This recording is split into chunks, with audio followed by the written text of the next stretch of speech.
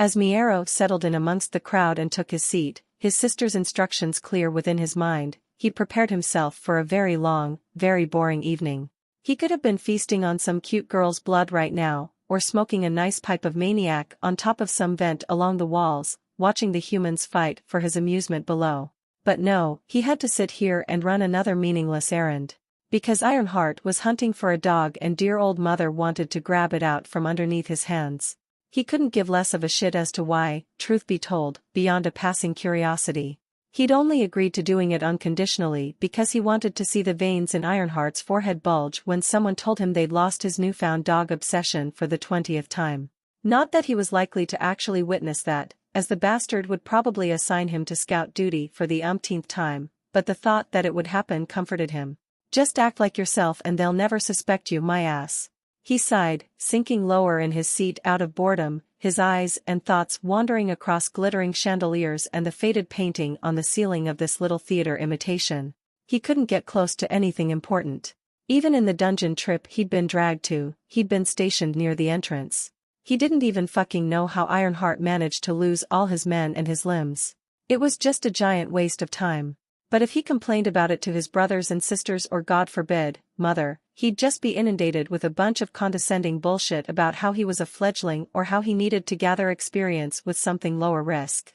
Like experience mattered when he could become invulnerable with a single thought. He wanted to fucking fight. Not split himself into 100 pieces and just watch everything like some kind of low-maintenance mirror system. Being a glorified errand boy for both sides he was working for sucked. He'd probably get another review from Mother's handler telling him off for being so shit at blending in, or something like that, but he would rather peel his skin off than wear the mess of cloth and machinery that was the fashion standard for everyone else in the room. In the background of his meaningless internal complaining, the bids kept climbing higher as animal after animal was dragged onto the massive theater-like stage and then dragged back behind the scenes, until the numbers got so high he couldn't quite contain his curiosity. The magic-blocking bracelets around his wrists tingled as he straightened up a bit from his slouched posture to peek at the merchandise. Considering the heights that the bids were reaching, he'd been expecting a goddamn dragon to be preening on the stage. Instead it was a cat. These people were paying the yearly combined income of 1,000 average people to buy a useless pile of fur that had been driven near extinction because it couldn't even kill rodents to save its species. He slunk low into his seat once more as he idly tuned out all the bullshit, only keeping an ear out for any variation of the word dog. It took 2.5 hours, but eventually, he did hear it, and he damn near pulled several muscles as his head snapped straight up, eyes flicking to the moderately sized cage sitting right beside the owner. He looked like the owner, because who the fuck else would have 2 giant golden clocks embedded into his suit and be this goddamn fat? Unfortunately he was in the beginning of a long and annoying as hell spiel about how dogs were both a man's best friend but could also be forged into something more, blah blah blah, some bullshit about potential, and then finally, he dramatically grabbed onto the blanket covering the cage, and with a practiced flourish, tore it off. It looked much nicer than any other dog he'd seen before, and its fur was a black so dark it looked almost artificial, as if a biomancer had done it. The yellow glowing eyes looked pretty badass as well, he would admit. But beyond that, it was pretty underwhelming. It just looked like a relatively purebred dog on what he assumed were lethal amounts of enhancement drugs, mostly due to the muscles visibly bulging out from underneath its fur and its slightly larger than normal frame. The crowd's gasps didn't seem to agree with his assessment. And when the starting bid was announced at 200 gold crowns, he knew that it would likely cost Mother a lot of money to win this auction. Unfortunately for Iraq, she couldn't interfere with him in this place, warded so heavily against magic. Unfortunately for Mother, she gave him a tab letter to their house, so he could burn as much money as he liked, at least in this one auction. Making his family lose a considerably larger amount of money than they had to out of pure spite was rather childish, yes. But it was also funny. A smile played on his lips. It knew what was waiting for it just beyond the curtains, even if most of the context it had garnered was done while it was finishing up the key. Still, it was such an immensely weird feeling to be placed at the absolute center of attention, and have what felt like at least 150 or so humans all just staring at it.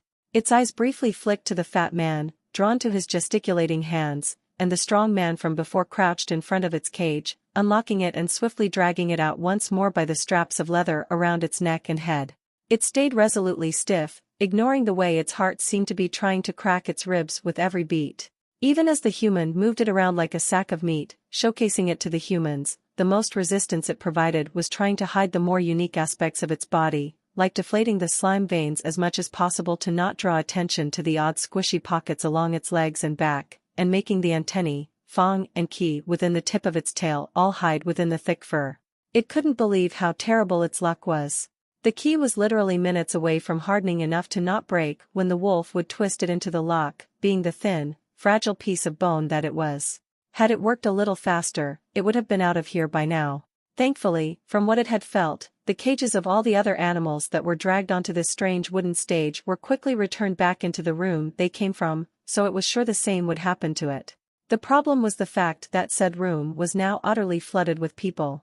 Whether they were part of the fat man's people or the people in the crowd with their strange coverings and gaits, it didn't particularly matter. Its prospects of a peaceful escape were quite gone by now. It would have to do something more drastic, and soon. Its best chance was to get back into that room, cause as much chaos as possible, and use the distraction to grab whatever it wanted and run. The strange tempo of the humans on stage speaking into a boxy device, followed by various humans in the crowd raising their hands, continued. On, and on. By what felt like the passing of half an hour, both its heart and mind had calmed down, even if the ever-present anxiety remained. Because while having so many eyes on itself made some instinctive part of itself squirm and whisper danger, all the while, witness of divinity, kept whispering in its head about lies, there wasn't anything particularly exciting in sitting chest down on a stage within a cage and doing absolutely nothing but waiting to pass the time so it could go back into the room. Eventually, the humans raising their hands reduced themselves to two, then only one, a strange-feeling human clad in pure black coverings. His flesh felt more like solid air, like a structure made of tightly packed dust, in a way. But the weight still felt right. It was just bizarre. It wondered what it could gain by eating him. Then it was dragged back through the curtains on the side, the strong human delivering it backstage, before he let two other humans pick up its cage as he turned and went to pick up the last cage, a small lizard with wings curled up within. They passed other humans, walked through the back of the closed area behind the stage and went through another set of doors. It watched with boredom as they turned to the cage room, and walked inside, unable to use its tail's vibration sense but already knowing the building's layout inside out by now. Besides, tremor sense worked without the antennae. It could still feel about 50 feet in all directions if it could touch the floor and not have everything filtered through the two squishy humans carrying its cage. After talking to some other of their kin next to the room's entrance and slapping a piece of paper on its cage door, the two humans carrying its cage continued, weaving through the dozen or so people in the cramped, absurdly loud room, and sliding it back onto the same spot it had occupied for the past couple hours, before hurriedly speeding away to continue their tasks. Finally, its key was ready, and had been for a while, having finished hardening halfway through its odd stage session. It just had to figure out the way to cause the maximum amount of chaos to cover its quick snatch and escape, which wasn't all that difficult. It was in a room full of irate, varying, and relatively dangerous-feeling animals. Its tail uncurled from around its hind legs and the wolf brought it before its eyes, the tip unwinding to reveal a protruding bone next to the black chitinous venom fang, shaped like a perfect key. Its tail squished between the top of the cage and its back before it began trying to align the key to the tiny groove between its wrists. It had gotten completely used to the prickling of bad blood circulation by now, but as it shifted a little to allow its tail to twist more, it realized that its cage felt remarkably smaller compared to when it had first woken up inside it. And so did its cuffs. It might have to cut back on the growth hormone boost. Now that it had noticed how much it had grown and how quickly, it was worried about under or overestimating its reach and stride. Thankfully, it didn't feel much heavier. It had so many things to work through in Devourer, that it was honestly kind of dreading the notion of going through them even after it got to a safe place where it could relax. Auxiliary microbrains, bone pocket skin armor, braided muscles, specialized impact-absorbing scar tissue, its bones, and if it could nab the strange furry thing and the reptile's tail, those things as well. Its trail of idle thought about how much stuff it would have to go through once it got out of here was interrupted by the key's tip sliding into place, finally, and it stiffened, very, very carefully pressing in. To its immense relief, the key slid forward without issue, before hilting with a little click as the venom fang lightly hit the steel just beside it. Then, it awkwardly twisted its tail, the tendons and braided muscles all straining with the odd cork-like movement. And without any dramatics and a simple click and the grind of its curled-in fangs joint scraping at steel, the cuffs abruptly snapped open and off its hands. Getting its arms out from being trapped along its sides and the cage was very annoying, and it was fairly sure it had pulled a muscle or two by the time it managed to squeeze its right forearm past its pectoral muscles and the floor, before raking through the muzzle straps with just the tip of its claws. A bit of thrashing and twisting, and the muzzle was shoved into the corner of its cage. Another couple minutes of squeezing and shuffling, and it managed to finally bring both its arms in front of itself. For a moment, as it stared through the back of its cage, it stopped, mentally planning a route, trying to pick the most troublesome and irate allies it could have in its quest to make everything devolve into chaos. The six-legged horn thing was its best bet. Its body language was perpetually pissed, and judging by how thick its metal box was, and how it had hooves instead of paws, it was likely dangerous but not fast enough to be a threat to the wolf. It had also been considerably more angry after it got dragged on stage and the humans did some strange mana things to its box. Thankfully the lock holding the door closed wasn't buried all that deep within the metal. With a deep breath of preparation, it tilted its wrists and hooked its nails along the top and bottom of the bars, left and right. Smoky, inky nothingness wreathed its paws. As it mentally sharpened its nails, it jerked its arms through the metal, the rods collapsing into a mess of bite-sized cylinders, and without wasting a single second, it hooked its nails into the wooden floor outside and kicked its cage's door with its hind legs, launching itself out of its cage, and sending the cage itself to crash into the next row of cages beyond. With a mental command for its nails to not cut through its own flesh, it brought its right hind foot forward and effortlessly cut through the metal sphere entrapping it, then hurriedly did the second, its tail caressing along the floor with its antennae, keeping an eye out. Somehow, the sound of a bunch of metal bits hitting the floorboards wasn't nearly enough to alert anyone, drowned out by the cacophony of complaining animals dumped into one room. Human hearing. For once, it was helpful. It was currently squeezed between two walls of cages with just enough room for a human to walk through, in one of the many rows of cages that occupied this massive yet somehow cramped room. Chains went through the handles of each cage, connected to some spinning gear machine on the top of the room amidst the crisscrossing bars of metal, and it assumed they were there for stability. Which meant that without those chains, there would be less stability. The cages themselves were all filled with strange and sometimes utterly illogical creatures, furry things of all types, some bland beyond belief and some so strange it couldn't puzzle out how they were even alive. It was one thing to feel them and smell them, but to see how they looked just added another level of bizarrity. Most of the creatures nearby, however, it just noticed from a cursory glance, seemed to be actively cowering back into their cages, squeezing themselves into the corners and keeping oddly quiet. Away from the wolf. That was odd. The wolf didn't look that intimidating, in its own opinion. The human-sized lizard canine looked a lot more terrifying. It kicked its legs at the air for a moment to get the blood flowing back into the numb appendages, before punching the floor a few times for the same purpose, alternating hands as it kept an eye on any humans who might be passing by this particular alley made of cages with its antennae. Its head swiveled to stare at the cowering masses of animals to either side. One had even pissed itself. It was beset by both intense curiosity and urgency. Why were they so scared of it? For once, however, urgency won. Besides, something that was fearful was much less likely to attack unless attacked or approached. So it wasn't particularly hesitant about freeing all of them. It quickly moved all the way back, to the metal wall, then hooked its claws at lock height, onto the far left chain holding the stack stable. How convenient that humans made all their things uniform. It quickly ran forward with 3 legs or 2 paws and 1 arm, rather, its claws soundlessly phasing through metal links, then lock after lock, the only evidence of its actions being the faint creak of cage doors swinging open and the dull thuds of padlocks impacting the floorboards. The rattling chains slamming into the floor, however, were much too loud and alarming, it would seem, judging by how it felt at least 3 humans pause and turn in its direction. The first human to dash into a sprint and come into the mouth of the haphazardly made alleyway froze on sight, right as the wolf got to the last cage. Its left arm that was busy clawing through padlocks hurriedly jerked forward to cut through the rightmost support chain and down into the floorboards, hooking into the planks, and without an ounce of hesitation, it kicked forwards and to the right, allowing its lower body to swing as its hands remained buried in the floor. Its lengthened tail, 2 times the length of its body, crashed into the cage's bars before just barely having the length to whip into the human's neck, Fong and Qi both. The human's startled shout was unfortunately something it couldn't do anything about, and neither could it do anything about how the human hurriedly jerked back, collapsing on the floor with choked gurgles and backpedaling for the short few moments where his limbs still worked. As its eyes adjusted back into a world that was more than a blur of metal and wood, it saw the makeshift alley of cages, still bereft of any escaping animals. It needed them to run out and cause chaos.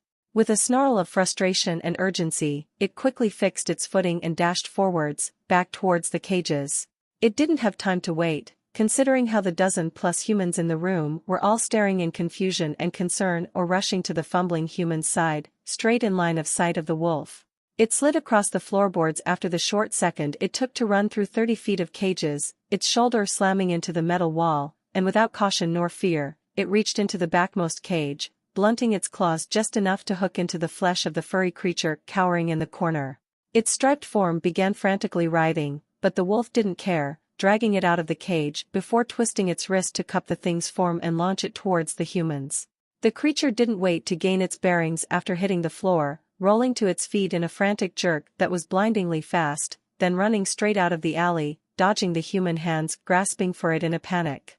A couple animals on the far end of the cages followed it, all peeking outside before dashing, waddling, or slinking away to freedom, and the wolf dashed to the next cage, grabbing the odd, big-eared creature within and throwing it straight at the humans much like it had done before. It was sure that the motivation of having shallow injuries was enough to keep the animals it was pulling out frazzled enough to do their work. That big-eared one was fast. The room had devolved into chaos already, but things were happening fast. Another dozen humans were rushing to the room, drawn by the sudden yells for assistance. It needed more chaos.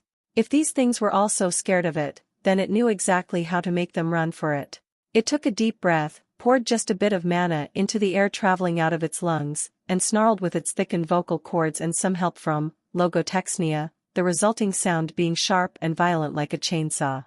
The cages immediately emptied, an entire procession of panicking creatures bursting out of their cages and rushing out, furry, scaled and armored, and the entire stacks to either side from top to bottom started cowering, some frantically trying to escape their locked cages.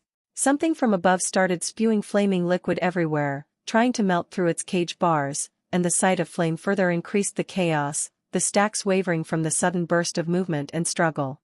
The liquid fire hit the floorboards, and it saw something along the ceiling flash with light before a blaring alarm drowned out all other sounds. Fine bits of water suddenly began spraying the whole room, further agitating the animals and adding to the confusion.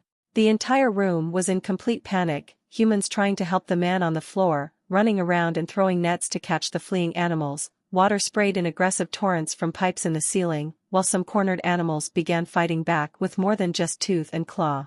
Through the scent of wet animals and the feeling of its fur being weighed down by liquid, drops of water clinging to its brows, it felt oddly accomplished, taking a short second to observe and appreciate the results of its brilliant plan. It was fairly sure it saw a three-headed bird manage to claw out someone's eye before it was tackled to the ground. The wolf saw no reason not to make everything worse. It took a running start, before turning as much as it could in the tight confines of the alley, and slamming its left shoulder into one of the bottom cages to its left. The stack wavered, and the wolf dug its claws in and briefly leaned back, before slamming forward. Again, and on the third time, the 12-foot stack of cages tipped and slammed into the stack to its right. Unfortunately, instead of crumbling from the top down, it was the middle of the stack that first seemed to slide out of position. Upon realizing how much it had underestimated the falling speed of a stack of metal boxes, it activated blood rush, and squeezed a bit of adrenaline into its bloodstream, its claws raking at the wooden floorboards as its legs furiously pumped forward. It barely slid out of the cage-made alleyway just as everything collapsed behind it with a burst of rattling metal and screaming trills, ignoring the faint tingle of caution that came from danger sense, and without hesitating, it used its claws to sharply turn right and dash past the tilted wall of cages, barely being held in place by chains, to another cluster of cages in the corner, only just managing to dodge some of the rolling enclosures that crashed into the floor just next to it with an awkward side jump. The constant pinging in its head about dangers it already knew about and was in the process of dodging was genuinely grating on its nerves. Its annoyance at the skill faded when it felt through its antennae the motion of a human lunging forward, extending some kind of crescent-tipped rod at its path. It simply flattened its shoulders to the floor as it suddenly halted with a tiny slide, turning its neck towards the human, its nails grinding through wet wood, and felt the air currents above its head move with the rod as it overshot and missed by mere inches, another delayed warning from danger sense, brushing against its mind. It snapped its head to the right, clamping down on the rod, and before the human could fix his balance from his overextended position, it jerked its head even further back and pushed away with its legs for added force. The lightweight human, regardless of his strength, practically flew a foot forward, chest and arms down on the floor, and before he could raise his arms and be a nuisance like that female, it wrenched its head to the left, letting go of the rod, and dashed forward to clamp onto the back of his neck, from an awkward, tilted position. It was neither clean nor quick, but in the chaos, nobody could distinguish his screams before they suddenly cut off with the sound of ripping flesh and a frustrated growl. His clawing hands, now limp, slid off the wolf's head, and its eyes opened once more. It quickly spat out the meat and bone in its mouth, then clamped down on the gaping depression of flesh missing from the back of the human's neck, and using one paw to cut through the front of the neck, and the other to brace against his back and shove him away, began pulling and pushing, working its teeth through then blunting them, jerking its head side to side, as its eyes frantically searched the surroundings for anyone looking at it. Besides one frozen, horrified female gaping at it, nobody seemed to notice. It was relatively out of the way to the rest of the chaos. And finally, the head detached with a sudden jerk. It didn't have time to eat it, so it simply extended a single thick slime vein out of the slit in its back, opening the pocket of mucus and membranes that ran from its nape down to its lower back, and jerked its head back to toss it at the appendage, which grew a few dozen smaller veins to entrap the head as it turned back to the corner of the room, where 24 cages were haphazardly discarded. The head was quickly drawn back and secured within the sack-like space on its back, seeming and feeling like a strange bump that was an intrusion on its body, but it simply dug the head in deeper, wishing to keep its brain safe enough to eat. The rest didn't matter. As sorely tempting as it was to run around and glance at what that deafening crackling sound behind it was, and the no doubt worrying sight of almost 2.5 humans scrambling after escaped animals and tripping over each other, it had 3 objectives. Lizard tail, small fur thing, escape. A giant, black version of the little furry thing it had chosen to take was the first to have its cage clawed open, and much to the wolf's satisfaction, the moment it passed the cage to go grab its furry snack, it felt the odd creature dash out of its cage. The biology between it and what it wanted to eat seemed to be near identical, but it was too big. The wolf didn't have time.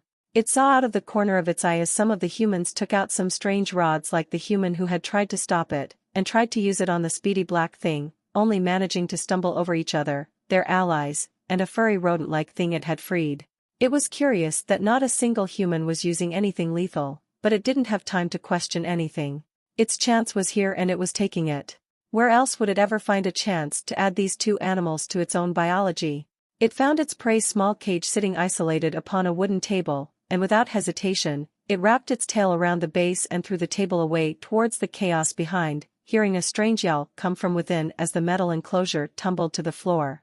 It lightly jumped off the ground with its arms, then made its knuckles touch each other, wrists turning outwards, then slammed its nails onto the thin metal sheet of the enclosure, denting it inwards, its nails piercing cleanly though.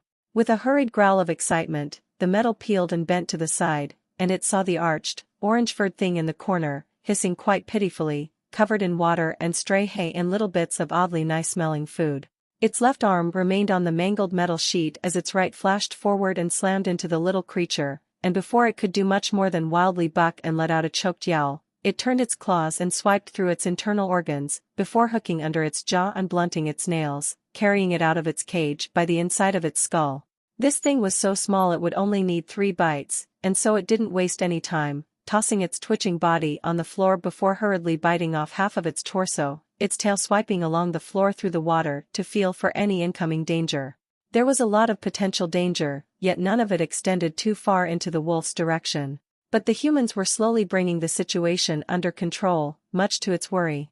There were 3 of them, wrestling the black-furred thing into the ground, 2 were dragging out the human it had killed through its paralyzing toxin, while 2 others were frantically barking at the gaping human from before, gesturing at the corpse of the one it had beheaded, just out of sight. There were at least a dozen of them either gathering the smaller animals or still trying to chase them down throughout the maze of cages, and even more humans were coming into the overcrowded room with every passing second, jogging or sprinting through the distant hallways. 35 or so people utterly flooded the clear space by now. It didn't even chew anything, almost choking on its food as it scarfed it down with 3 gluttonous chomps, barely tasting the wonderful copper coating its mouth. As its prey's tail slid down its throat, feeling like a sack of furry rocks struggling to go down, it idly remembered that it had to expand its throat a bit for situations like this, then turned around, nailing its eyes on the iron box within which the horned thing was held. Unfortunately, a human chose that very moment to glance away from the net he was securing around the black fur, their eyes locking for a brief instance of a second before he yelled something. It felt at least 3 or 4 heads snap towards its general direction, pausing in whatever they were doing. It dashed forward with as much speed as it could muster. The giant horned thing was bashing into its cage door like a rabid titan with deep, reverberating thuds, and the wolf was certain that freeing that thing would give it enough time to grab the lizard's tail and get out, with some to spare. However, it was at the top right end of the room, close to the corner, almost 150 feet away, and close to the giant cluster of humans. With how most of them were still focused on other things and profoundly confused by the alarm and general chaos, it believed it had a chance. The faint whistle of rent air to its left, getting closer in the blink of an eye, made its eyes briefly twitch in said direction. A shapeless blur exploded into a spider web of ropes, too close and too big to dodge, so the wolf did the only thing it knew would work. It stopped its charge immediately, claws grinding through wood at its sides, then whipped its lower body to the right, tail dragging through water and upwards with as much force as its appendage could muster. It slammed into the weighted mass from below, gathering up the ropes into a rough bunch but without the strength to stop nor redirect them. Air gathered in its lungs as its claws hooked the mass of ropes a mere foot or 2 away, and it turned its anger at danger sense, incessant, delayed needling into mana, pouring it into its next skill just enough to be strong but safe, then released, jerking its head away as air and sound decompressed into a short, explosive screech, its body rocking backwards and held in place by its claws. From its right eye, it watched as all the water on the ground and in the air was violently shoved away, almost forming a dome, obscuring the black forms behind it, before the dome was shattered by the mass of tangled rope that slammed through it, and straight into a human, sending him tumbling to the floor. Then, blood rush ended, and a bitter realization was accepted in the blink of an eye as it turned back around, abandoning its plan, and ran straight back to where it had eaten the furred forelegger, at the closest metal wall, water resuming the endless pelting of its hide. It had drawn too much attention, and had too little time. And it knew that it should always value caution over greed. Even through the ringing in its ears, it could hear the humans shouting behind it, could feel their forms scramble towards it, and it didn't hesitate when it reached the wall, jumping up and kicking at the metal with its legs and hands, claws at just enough cutting capacity to give it leverage. It had tons of experience with climbing at this point, and thus, climbing up the mere 30-foot wall was nothing. Within seconds, leaving a trail of claw marks into the metal below, it had reached the top, where the wall turned into a crisscrossing network of thick metal beams supporting the curved roof above. Its hands weren't quite as great at climbing as its more humanoid ones were, but with the tail being able to help, it wasn't all that difficult for the wolf to lunge upwards and grasp onto an H-shaped metal beam with its hands, its tail wrapping around the other end. The lack of thumbs made this very difficult to hold onto, so with a quick practiced motion, slime veins crept over its fingers and grabbed onto the metal, providing it with a stable grip. It swung its body to the right, using its hanging legs, then as it swung to the left, pulled with both tail and arms, managing to swing one leg up on the beam. Slime and veins once more crept down its paw and clung to metal, and with another awkward half-swing and a throaty growl of exertion, it was on top, chest to iron and snout pointed at a vertical column that connected to the ceiling. Just in time, as out of the corner of its eye, another ball of rope whistled through the air at it. Within the grid of metal it was now in, it simply jumped back a little, careful with its footing, and allowed the tangle of ropes to slam into the cross-section of iron, briefly tangling, before sliding off. Then it bound forwards, jumping from beam to beam with as much caution as it could manage. Nothing felt quite right, now that its movements were so crucial and it had room to focus on them. Its weight felt off, its arms and legs were longer than it remembered, making it difficult to judge whether it could fit into the next gap between the beams, columns, and the ceiling.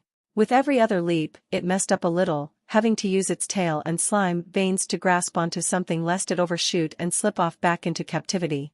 Twice it had slipped off and ended up on the underside of the beams, and had to hurriedly swing back up before the humans threw another net at it.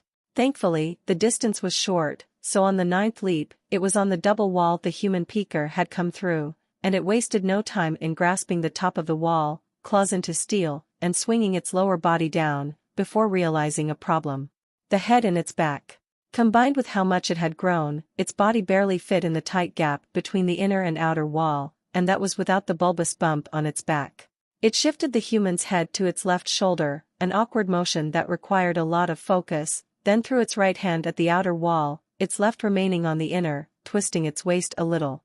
With its body in a strange diagonal, it was a bit of a tight fit, but it was a fit regardless. Hanging between the two walls, it allowed its claws to cut through, starting a fast but comfortable descent as friction slowed the fall.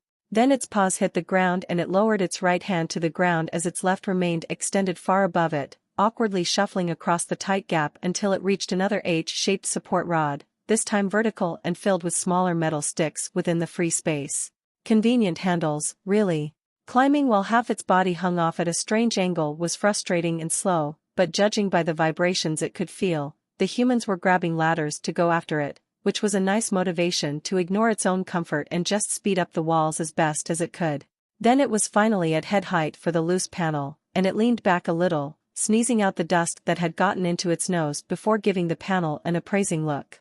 There was absolutely no way it was going to fit through with the head in its back, and it needed some space for proper leverage, so it removed the head from within the sack on its back, simply floating it to the side with a single thick vein. Then it grasped onto the metal, awkwardly turned its body around, shoulders braced against metal, and punched forward with its right hand. The rusty nails holding the panel in place simply snapped, the panel flipping through the air before crashing to the ground 15 feet below. Without wasting a second, it quickly guided the slime vein and its dripping cargo through the hole first, then put its right arm and head through, using its tail and legs to push its body through the small gap. The outer wall was a mere 4 inches thick, so once more than half of its body was outside, hanging there with its left forearm stuck next to its waist, it simply had to wriggle, claw at the metal under itself, and push with its legs and tail to fit through the small gap, until finally, both its hands were free. With its hips being the only thing keeping it from falling head first, it took a short moment to observe its surroundings, tail brushing against metal as its head swiveled and the slime vein crept back into its sheath, human head included. It was just another dark empty alley, wide and smooth, and strangely clean. That was unusual. Though it could tell from the smell that blood had been spilled here a couple days ago. Blood was one of those smells that simply didn't wash off things the way humans probably thought it did. Realizing it was distracting itself, it focused back on the alley, and potential routes it could take to go back down the human nest, where it had grown used to. The alley was cut in half by a very thin gap between two buildings, too tight to be called an alley and too high to be called a corridor, just across from the wolf. The gap curved to the right and went under the buildings it separated, then based on vibrations, it opened to a metallic overhang that seemed to loop under the streets around itself before rising back up to another street about 200 feet away. Some kind of shortcut. A perfect escape, as far as it was concerned. It also noticed a lot of people, however. Way too many people. The room below was under control, and beyond the people within the building itself, it could feel more than a dozen people prowling around the building, including 2 of them on the roof just above it, 4 on the roof across, and a few suspiciously still humans stood around in places that seemed oddly purposeful. It felt paranoid, all of a sudden. There were so many people around outside, in the buildings themselves, around this building's flanks, on the roof and patrolling the alleys, and it had no idea who would be trying to grab it and take it back into the cage, and who was an unknown, unrelated passerby. Danger sense sent a stab of an urgent warning into its mind from somewhere behind it, and without thinking, it kicked at the inner metal wall with its legs and tail with a deep, deafening thud, launching its lower body through the gap and tumbling through the air. It was both luck and skill that made it come out of the 15-foot drop relatively unharmed, managing to bend its torso inwards at just the right time to land with its right shoulder and transition it into a clumsy roll rather than face planting and breaking its collarbones and jaw. Unfortunately, danger sense only got more insistent by the time it had rolled to its feet, and unwilling to waste even a moment as it felt the humans on the roof dashed to the edge, alerted by the sound, it ignored the pulsing pain covering half its backside and the feeling of the shattered skull embedded in said backside, in favor of clawing at the stone, dashing forth into the claustrophobic gap across the alley. As its shoulders crested the entrance, it heard the humans on the roof angrily shout something, and turned its head to the side, just enough to peek at what its skill was so insistent about, and saw the humans jump off the roof.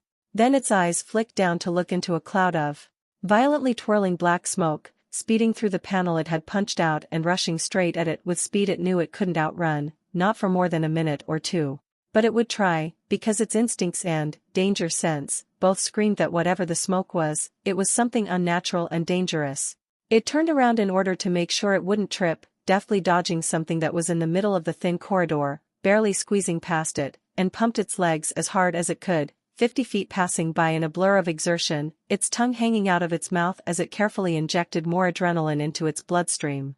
Then with the distant sound of a pop and a hiss of decompressing gas, the sensation of danger utterly vanished in the blink of an eye, danger sense, turning off entirely just before it arrived at the curving, down-leaning stairs, and it quickly turned its head to see what happened, slowing its pace to a hurried jog as it let its body cool down. Instead of smoke, it was a single-pitch black humanoid figure that occupied the corridor, hanging in the air, back against the stone, grasping at something close to its neck and kicking at the air, while the two humans from before were lying limp on the ground according to its vibrational senses, obscured from sight by something. It had no idea what was happening, and it didn't care. It could feel humans bursting into motion all around it. It turned around, and hurriedly dashed down the steps. Clawing at his skin did less than nothing. He felt like a human toddler futilely trying to shave off bits of steel from a statue with his nails. He hated the feeling.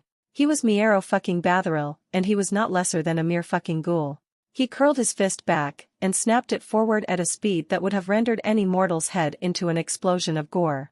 Instead, a sharp series of simultaneous cracks preceded the searing agony of his now mutilated fist slamming into the bastard's faceplate with nary a twitch on his end, and his stomach heaved as he fought to keep down the groan of pain.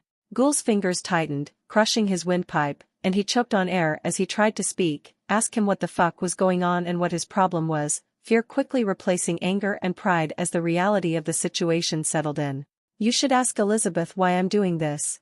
I'm sure she'll answer truthfully to her favorite, beaten puppy.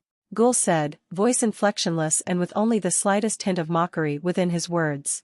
Then his free left hand snapped forward, digging into his flesh, his fingers burrowing into his shoulder joint and pushing through as he thrashed in agony, trying to scream but unable to, kicking and pushing and punching at an immovable enemy that completely ignored him. The sensation of clammy, ice-cold fingers pushing and cutting through his flesh was branded into his mind, until finally, with the sound of wet paper being ripped in twain, his right arm was torn off, and his wide, shock-white eyes filled with horror as Ghoul's mouth opened, and opened, and opened, almost like his very neck was splitting open. Then it closed, his head tilting. Interesting biology, he commented, staring at the now deathly pale arm in his grasp, bleeding dark red, then opened his mouth once more, shoving the mangled fist deep into his throat before biting off everything up to the forearm, swallowing like a snake. Then 2 mere seconds later, he did the same to his upper arm, pushing it down his gullet with 2 fingers and a snake-like tongue that his wide eyes involuntarily followed. 3 more, a little blood sample, and then we're done. Don't squirm too much. Ghoul dryly ordered after gulping. He couldn't cry. He didn't have the capability to. But were his windpipe not a single inch away from being crushed into pulp, he would have wailed, screamed, begged. The shortcut was mercifully empty of humans, and was far more wide and open than it had any need to. Thankfully, that just meant the wolf could dash forwards without worrying about tripping and tumbling off to its own death. 100 feet passed in a blur of near pitch-black cobbles and metal support rods speeding past, out of its line of sight, and it bound up the stairs with enough speed and precision to surprise even itself, barely cutting its momentum enough to not slam into the curving wall. As its focus turned to the vibrations, it mentally hesitated for a moment. There were too many humans. Everywhere. It could easily tell which human was after it and which one wasn't, thankfully. Their frantic movements, their positions, it wasn't difficult at all to distinguish between the two groups, to figure out where they were and what they were doing. Escaping their notice was the hard part. The moment its shoulders cleared the topmost step on the stairs, it heard one of the humans above, bounding across walkways and metal sheet rooftops, shout something out, pointing in its direction. The way it felt almost 24 humans all simultaneously halt and spin around to begin dashing towards it was mildly terrifying. No, not mildly. It was genuinely scared, angry, and above all, confused because something about the whole situation refused to click. Why were there humans sitting outside to hunt it? Did they know it would escape? Why didn't they stop it before it could? It pushed those questions aside and focused on trying to find some kind of path it could take to escape. The problem was simply that its mind couldn't map out the paths and choose one in the chaotic sprint as it rushed forwards without any real direction but away. It couldn't puzzle out which of those paths led to a human, which didn't, which were dead ends and which led to safety. Not enough time to process the three-dimensional, maze-like surroundings. It did have enough time to process that it had to change its path, immediately. Humans weren't supposed to be so freakishly fast, but one of them was. It bent its body to the right as its claws briefly raked through cobblestones, and before it could bleed off more momentum than it could afford, charged straight towards an empty floor nest at an angle that was far from ideal. The fit was also tight, but it didn't have much choice, so it leapt up the moment it was close enough, tilted its shoulders as much as it could midair, and braced itself for impact, moving one arm in front of its head to take the blow. The sound of shattering glass was deafening, yet nothing but a whisper in comparison to the bang that echoed through the streets, ruffling its fur with a rush of air as something slammed into the door, just a few inches below where its feet were. Its downwards tilted head watched one of the hinges snap and fly off in a moment of adrenaline-induced clarity, the metal door denting inwards. It did its best to keep its momentum the same, but the landing was awkward, the angle was terrible, and the space was far too tight.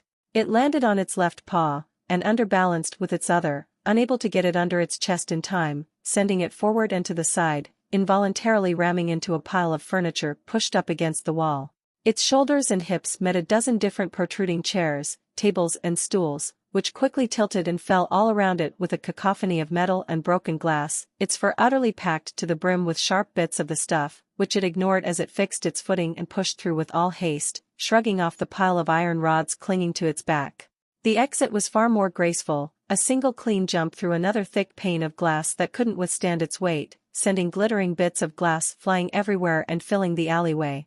Behind, it felt the human's feather-light steps reach the first door and jump through, before the human promptly landed on the mess it left behind, sprawling over the furniture with an audible bark of frustration, his feet tangling in the mess of furniture and tripping him up. It wouldn't buy it any more than a couple seconds, and it didn't have time to think. It turned to its right, at a tiny staircase wedged between two blocky human nests, and clawed through the stone as it built up its momentum. Taking the short moment of mindlessly bounding up the metal staircase to process where it had to go, it realized that it had no real idea. It just couldn't process the dense mess of sensations that it felt through its antennae. It just had to go for whatever it felt was right. Pure instinct and hope. Two humans were jumping across rooftops above and to its right, very fast. Three splitting up and rushing into every little alley below and behind it, too far and slow to be a real issue. In the distance, however, it felt one of the human-filled boxes dock into a metal platform, at the very edge of its perception, almost 500 feet away, and had a short moment of realization, like a mental click of something sliding into place. If it could jump on top of one of those, they wouldn't have any way of following it. It just wasn't sure how it was going to get there. It reached the end of the staircase, coming out into a tiny, thin corridor lined with rumbling, clicking pipes, and it mindlessly charged forward, trying to split its attention between its movements and mapping out some way of getting to the platforms. The fast human was quickly approaching, so it took a quick swipe at the pipes to its left as it bound through the curving, S-shaped alley, a frustrating mess of construction that kept making it bleed off momentum lest it slam into a mess of flaking pipes. It snarled at the sensation of the flesh around its claws burning in agony as pressurized, foul liquids burnt through its flesh, but it endured for a couple more swipes, before changing hands and repeating, covering its tracks with the sound and sight of pipes screaming in protest as they spewed pressurized, off-colored chemicals against the grimy pipes on the opposite wall. Just as it left the alley behind, it felt the human charge into the alley, only to lose his balance by the torrents of gas and liquid beating down on his sides, slamming into a curved wall with his right shoulder before sprawling on the floor, struggling to get up and reorient himself. Its focus pivoted to weaving through the confused bystanders filling the open street it charged into, an arduous task that slowed it down far more than it had the patience for, each shove cutting its momentum, despite the yelping humans trying to make a path for it. Then, an idea struck. Its tail whipped at one of the human's sharp iron rods, hanging off his back and wound around the handle, binding fur and steel together with sticky slime, guided by nothing but vibrations. As it rushed through the sparse crowd, at just the right time, right as its tail stretched to its full length, it yanked.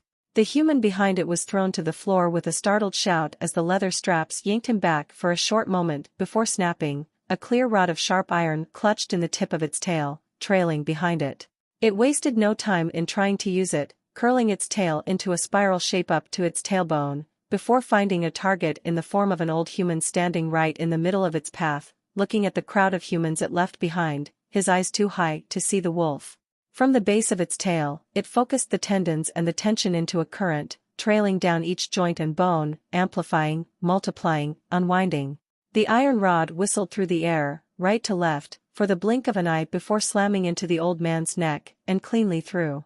It leapt up his momentarily rigid body, mid-fall, and in one clean movement, raked its claws through his coverings to use him as a springboard, leaping over his falling body, while the longest of the veins in its back broke through the hardened mucus sealing the sheath shut to swipe at the head, barely managing to secure it by the forehead, struggling for a couple seconds to control it but eventually managing to store the second head in the sheath next to the first. The blood pooling in its back was rather uncomfortable, and as it mixed with the slime, made it far more difficult to rouse than it should be, but it was a sacrifice the wolf was willing to make at the moment. The humans around it turned from yelping and a general murmur of noise to loud screams of panic. Panic which made clearing its path a lot easier. And a lot more noticeable to its pursuers, but it wasn't going to be able to conceal itself for long. It was quite surrounded. It swerved its head to the walkways above, using vibrations to make sure it didn't crash into anything. Above a ventilation pipe, far above, 50 feet to its left, it caught the flutter of a cloak fearlessly vaulting over the side of a walkway, crashing onto equal ground, out of sight. Vibrations confirmed what it already assumed, and it turned its attention to the right. 7 figures, split between the only 2 streets that led to the moving platforms. A clear road ahead, but it would be flanked on either side. Its thinking was too flat. There was nothing stopping it from using the 3-dimensional nature of the human nests. It lowered its eyes, following along the blurry stretch of decorated walls it was speeding past, and paused when it saw a box-like structure of fine machinery nailed to the side of a building, wedged in a tiny pie-shaped groove within 2 buildings. But it was tight enough for the wolf's purposes. It swung its bottom legs to the left, grinding claws through stone to halt its momentum, then dashed into the little alcove, jumping just before it hit the wall, and redirecting its momentum upwards, scrambling up the wall 4 feet, before it set its hind legs on top of the machine, and kicked up, further speeding up its frantic scramble. It had neither the time nor the slime left to climb safely.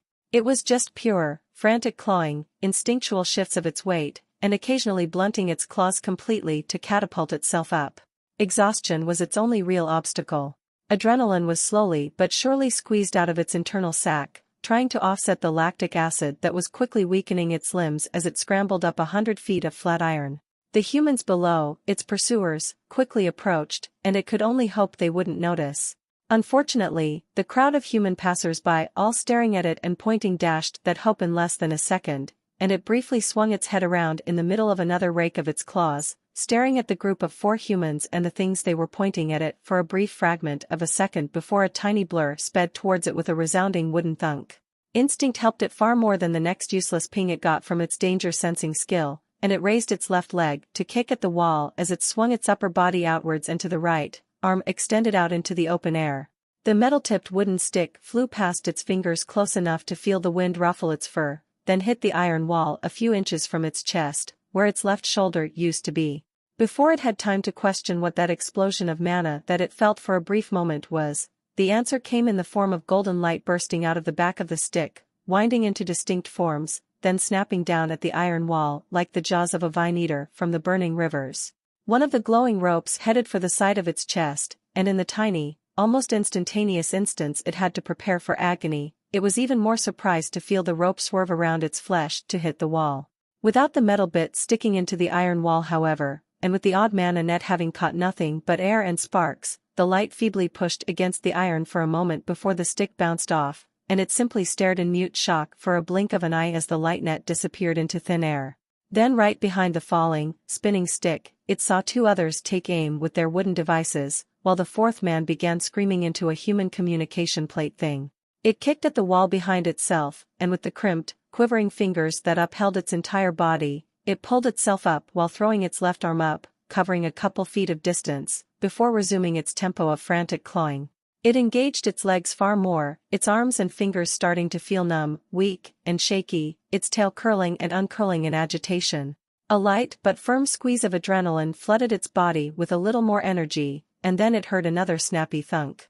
It was a decision born from a sense of panic more than rationality, a sense that it had to rush up to the top of this building as soon as possible or it would only be delayed more and more, become slower until it would fall to its death or captivity. It did not turn around to see the stick, nor try to intercept it. Its ears twitched in the direction of that faint whistling sound, of something sharp ripping the air apart, heard it get closer in less than a heartbeat, and with nothing but a faint understanding of its trajectory, it dodged to the right once more, flattening its chest to the wall on the side. The muted shock that traveled through its limbs as an iron tip burrowed into its arm bone alerted it to the simple fact that it had dodged into the metal-tipped stick, and in the next instance, a living spiderweb of golden ropes burst out of the back end, weaving around and slithering through every nook and cranny of its torso, head and arms like a living thing. Then they snapped shut, and tightened. Its right arm, already positioned close to its torso, snapped to the side of its waist, claws effortlessly ripped through steel, and it felt something in its neck strain as its head was violently jerked down, jaw pressed into its sternum and ears crushed flat. Its ribs creaked in protest as the ropes tightened. Its legs kicked in instinct, startled, and it only realized its mistake when it felt all of its remaining weight be moved onto its left hand, awkwardly half-extended, battling both gravity and a single rope trying to pull its elbow into the side of its head. It was going to fall. With its line of sight being a slightly dizzying height and a crowd of humans below, it wasn't hard for its eyes to snap to the fourth human in the group, who extended both arms towards the wolf and launched two metal rods connected to wires, both landing to either side of the little nook the wolf was hanging within, burrowing into the metal with surprising ease. Then the bulky mechanisms strapped to the human's arms whirred to life as the wolf tried to figure out how to escape, and it saw the human be launched up, the wires reeling him up straight towards the wolf like a launched projectile, the harness around the human's hips sending him feet first towards the wolf, in an almost upside-down diagonal position.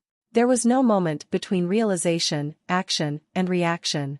It was a seamless moment where it saw an opportunity and moved without the middle ground of thought entering the process. Its left hand uncurled, and it allowed the rope to wrench its arm to its head, twisting its elbow to place its claws at its right shoulder, bicep pressed against the side of its head as it abruptly began falling. Then with a quick rake of its claws, it cut through a golden rope, which somehow made all the others snap out of existence, and now free, its arms awkwardly snapped to the sides, the pie-shaped nook more than tight enough for the wolf to quickly scramble for a clawed grip on the iron and halt its fall before it truly began.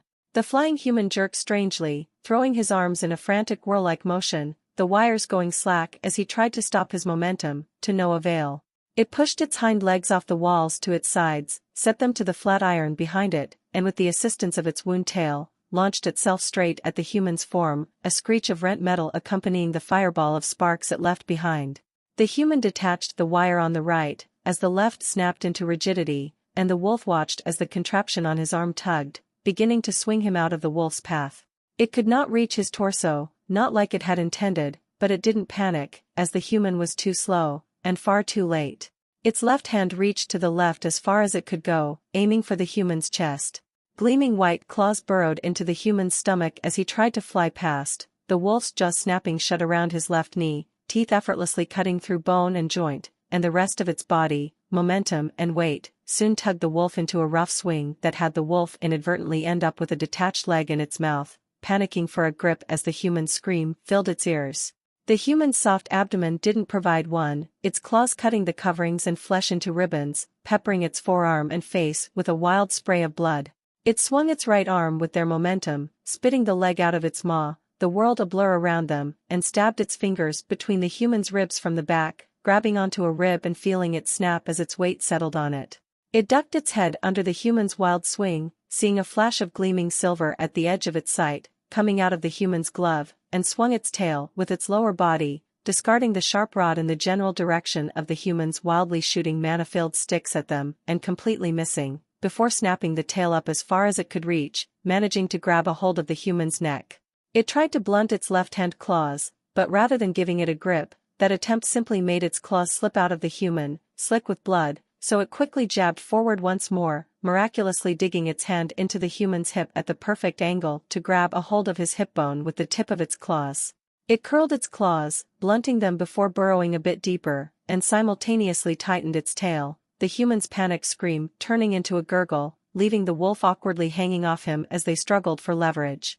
Its eyes flicked to the building they were heading straight into from a sharp sideways angle, a mess of sharp protrusions and pipes, and another warning from danger sense notified it to something it had been too distracted to see, its eyes snapping back up to the struggling human in its grip.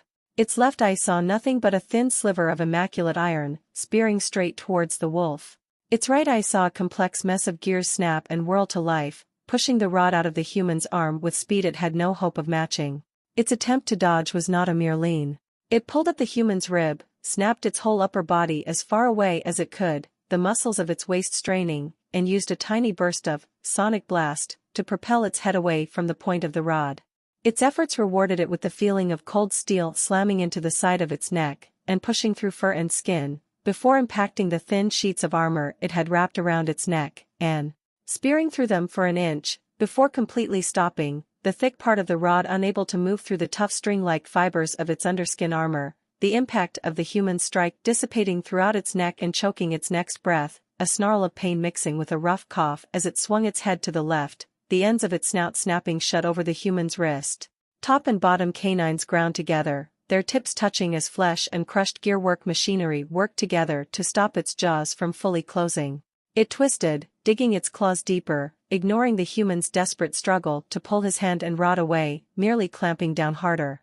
It really wanted to rip the human's hand off and get the rod's tip out of its neck, but it was far too useful as a grip. A tail around the human's neck, a flimsy, broken rib in its right-hand fingers, its claws nestled into the human's lung, and the bare tips of its left-hand claws burrowed into the human's hip bones.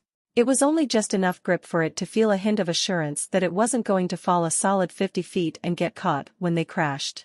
It twisted its head as best as it could, hoping to prepare itself for impact, and felt its confidence plummet.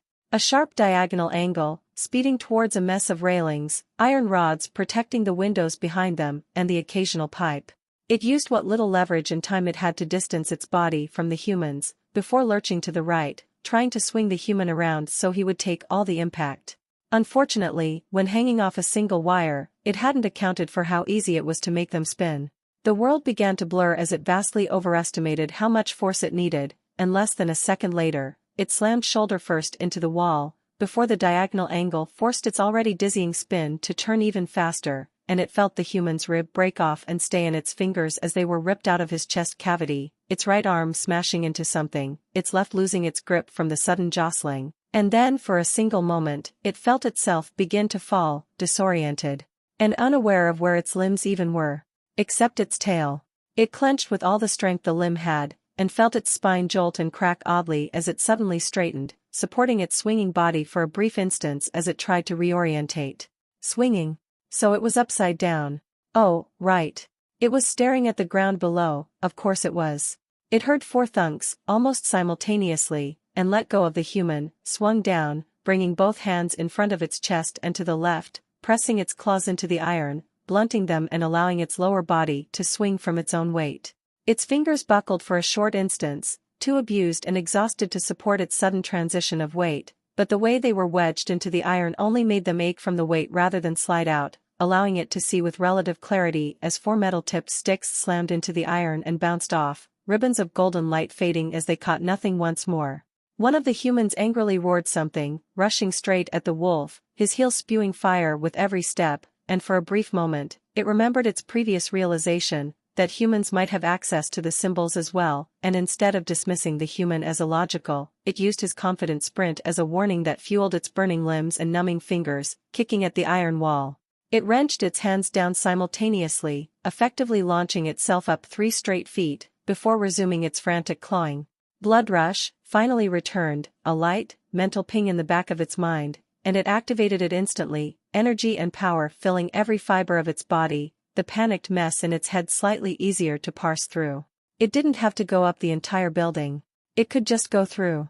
It clawed up to the underside of a windowsill, grabbing the edge with its left hand, then with a quick back and forth swipe of its right-hand claws, sent the rods protecting the window rattling around and over it in a shower of metal pieces. It punched through the glass, grabbing onto the inner wall, and with a final kick of its hind legs, it curled them to its stomach, over the sill, and used them to kick the wall, rocketing its body forwards into the grimy hallway and continue running. It heard the roar of flame approach from the window it had broken through, and felt a human's foot coverings hit the floor, immediately breaking into a sprint right behind it, and so, it stomped that hint of hesitation it felt into dust, speeding up even more as it focused on vibrations, mapping out the world outside, confirming distance. A mental preparation, to help its muscles do the motion its mind envisioned, and it felt a little more confident. It could make it. Easily. It closed the distance, reaching the opposite end of the hallway. It leapt up once more, breaking through the glass window for the umpteenth time with its elbows, and barely managed to awkwardly swipe its claws through the iron bars in the middle of its jump, clipping its right foot on one of the sharp remnants clinging to the window, then proceeded to tumble through the air in a wild spray of glass, iron chunks and blood. A short erected barrier of thin sheet metal passed by from under it, and it snapped its neck around to see its landing spot, swerving its head and neck around as its body spun, trying to keep its gaze steady. It quickly realized it had slightly overshot. Right as its flailing body was about to crash into the triangular top of the gravel pile and bounce off to take a hit that would likely fray its ribs, a solid 30 feet that led straight to iron, it threw its right arm out, the back of it slamming it through the top of the pile and cutting its momentum just enough for the wolf to roll down the pile in a chaotic tide of dust and gravel, the pile losing cohesion as the entire thing shifted and flattened, swallowing the wolf's body. It backhanded through the thin layer of gravel covering it with a snarl, bucking once to loosen the pebbles and frantically shaking its head to get the dust out of its eyes, then used its claws' grip on the floor to dash out of the remaining debris and towards the gate of the work site. It didn't care what it was. The humans here seemed much more aware of its presence, and all but leapt out of its path as it sped towards their flimsy gate, catching a glimpse of stark green light in the distance through the thin metal wiring of the gate. The color washing over the people made the whole area pop out from its surroundings, and the faint motion of a gigantic box moving on wires, just barely visible through the smog in the background, made it realize exactly what it was looking at. The moving lifts humans used to move around. And its sole viable plan of escape. A seemingly endless railing crept into sight just past the grated gate, coming from the left, coming forwards in a straight line, then gently curving leftwards into some kind of open area flooded with humans on benches or conversing with each other, and the wolf pumped its limbs even faster as it ran past all the rumbling machinery and to the gate, swiping through the mechanism holding it shut and shouldering through in a burst of cut-up chain links, sending a small crowd of curious passers-by quickly hopping back with sounds of surprise, staring at it warily, tensely. It didn't waste time nor attention on them, turning to the right and resuming its frantic sprint, being swallowed up by the parting crowd as it ran. Its breaths came in pants, and its limbs were burning, growing heavier with every pump of its muscles. The crutch of blood rush would end, eventually. It had to be quick. The distant roar of flame suddenly getting louder made its head turn, a stray breeze bringing forth a vaguely familiar scent. It only caught a glimpse of a human vaulting through the window, fire spewing out of his feet to slow his fall, coverings billowing around him from the sudden fall, but the acrid breeze of the human nest carried forth his scent, straight into the wolf's nostrils, and almost made it stumble. It was like a sudden spark of recognition. It knew this human. A vague memory of dodging a ball of sparks, back when it had just gotten access to the symbols, was brought forth, a surprised face staring at it as it frantically ran away. The realization made it almost stumble and turn around just to shred him to pieces, but the familiar, light tapping steps of the fast human from before, winding around the building to its left, and the pounding of heavy foot coverings rushing towards its path with the aim of cutting it off, were just enough for it to contain its fury. It had to run, not fight. As its head swung forwards to focus on its path, it saw a vaguely brown-green tinted blur streak through the air to its left, flying over the railing and the mess below, struggling to keep up with the wolf. And it was the wolf that it was following, because even from a single glance, it could see the way its beady eyes were completely glued to its form. That was a problem. Did the humans control that thing somehow? It hated flying things. It couldn't feel them.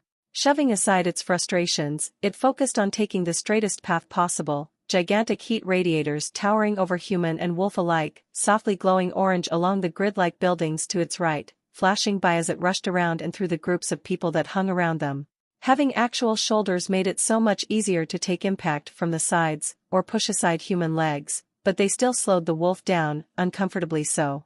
The crowds thinned, for a short few feet, and its eyes flicked up to the right, as far up as they could go without it moving its entire head, feeling a human dash through a small crowd somewhere around there. A thin, but incredibly tall alley, full of half-lit windows from within.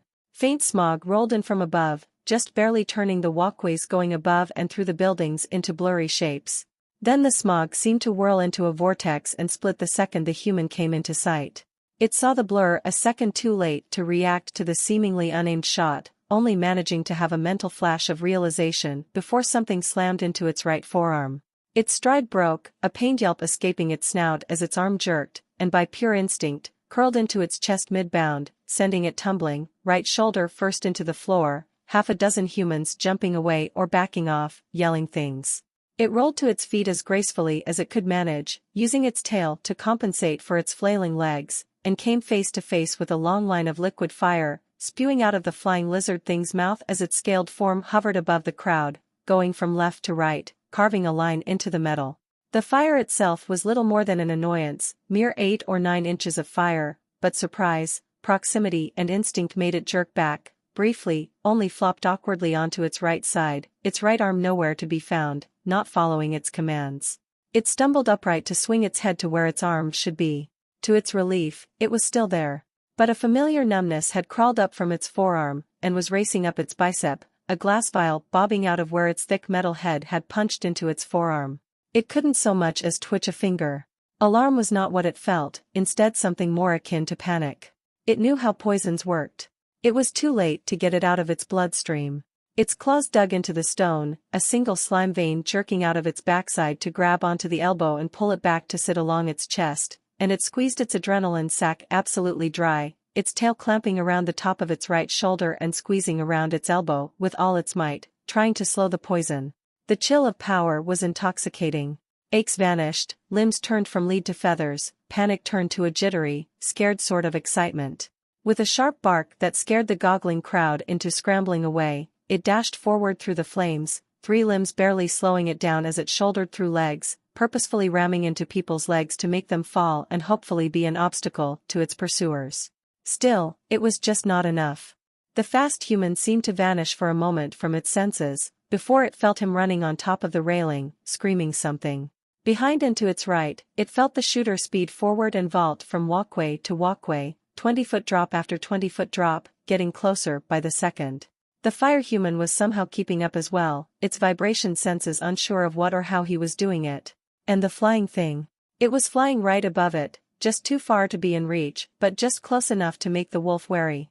A burst of orange light from above made it tense, and for the second time, danger sense, saved it from a nasty wound or worse, a light needle prod that seemed to follow the path of the liquid fire.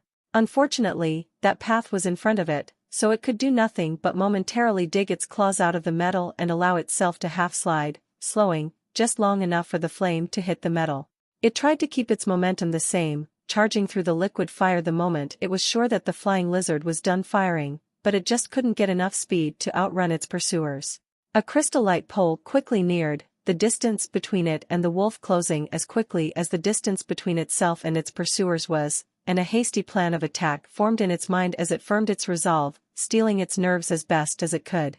A deafening thunk came from behind, from the human that had fired the poison into its arm, and through sheer speculation, from the position of his arms and his device, it guessed where the projectile was going, and kicked off the ground with its hind legs, curling them up to its stomach. It felt the air whip around its stomach and ruffle its underside fur as the strange projectile rushed through where its legs were, and it caught a glimpse of a rope and 3 metal balls from the corner of its eyes, impacting the metal beneath. Then bouncing up with equal velocity to slam into its left arm, the force of it ripping its limb off the ground completely. It tried to jerk it back down, but it was too late to fix its stride.